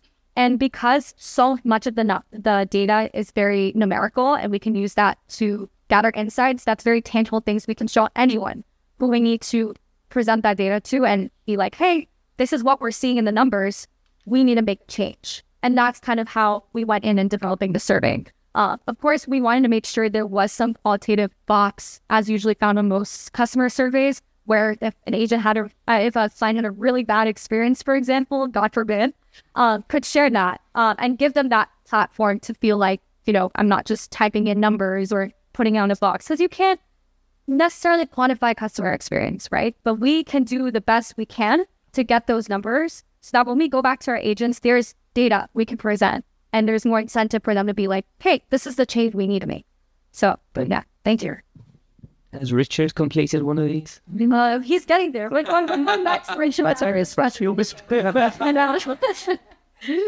Great, well done. Kind of very comprehensive list in a short amount of time. I have a question around what it all means for our agent team. So we touched on quite a lot of things around different training for them, different tooling for them, focusing on different activities. There's feedback and data they need to see to reflect on how they're doing. How would that new team or organization looks like? How would they operate differently today versus in the future? Yeah, I can definitely take this question. So starting today, right, when we created sort of almost circular loop. So we start first with the agent trainings. We start with from their onboarding process, that first 6 months where they're getting that extensive support to prepare them for being on client calls, the personalized trainings. So that when they go and start taking client calls after that period of time, along with their mentor support and etc., that they have a real life simulation before they're kind of being thrown into these really difficult client calls and not really having a standard procedure. Because right now we don't have some sort of procedure. And when we have these patterns, we can create procedure without compromising. We're not creating a one-size-fits-all here. We're taking our largest segments from SMEs to large corporates, seeing what their common pain points are and behaviors, and making it easier for our agents so that they can focus on the real issues. And then from there, right, we have this introduction of the client trainings that these agents in their roles can encourage their own clients to use. And that's how we maintain that one-on-one relationship. Because we understand immediately switching to digitization is not going to be the most ideal. And finally, moving forward from that, getting to the trainings and getting to the customer feedback board. Many companies do this already, many global international companies, and it's a great numerical way for us to see, okay, what can we change in our agent trainings so that our agents are better prepared? And that's kind of the mechanism that we're creating, that how do we prioritize the customer, but also care about our employees and ensure that they are being put in situations they're prepared for. So that's the essence of ERA. Thanks. Right. Thank you for the presentation and bringing us into the new era. So what are the key differentiators for your recommendation so that HSBC will be able to compete and also stay ahead of the game to serve the SME customers? So with increased digitization, we're in a world, you hear AI all the time. You hear, how can we digitalize this, digitalize that? And that's what everyone's doing right now in the financial sector. But at the same time, we're in this unique situation where we can also prioritize our customer and that in-person feeling. Because the reality is in an industry as stable as banking and very resistant to change almost, we don't want to make a sudden digital revolution where older clients are like, we're not prepared for this. And so for us, the biggest differentiator for us at this strategy is how do we prioritize our customer and make them feel heard with the digital strategy. Thank you.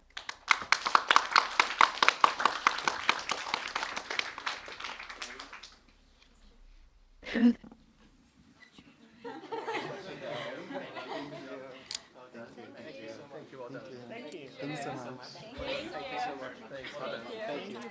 you so much. Thank you. Thank you so much. Thank you so much. Thank you so much for your time.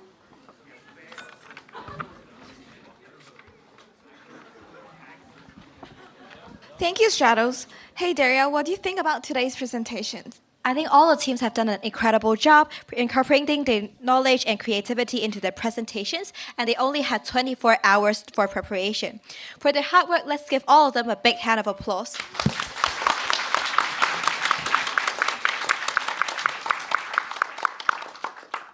This marks the end of the final presentation. May we invite our judges to proceed for deliberation.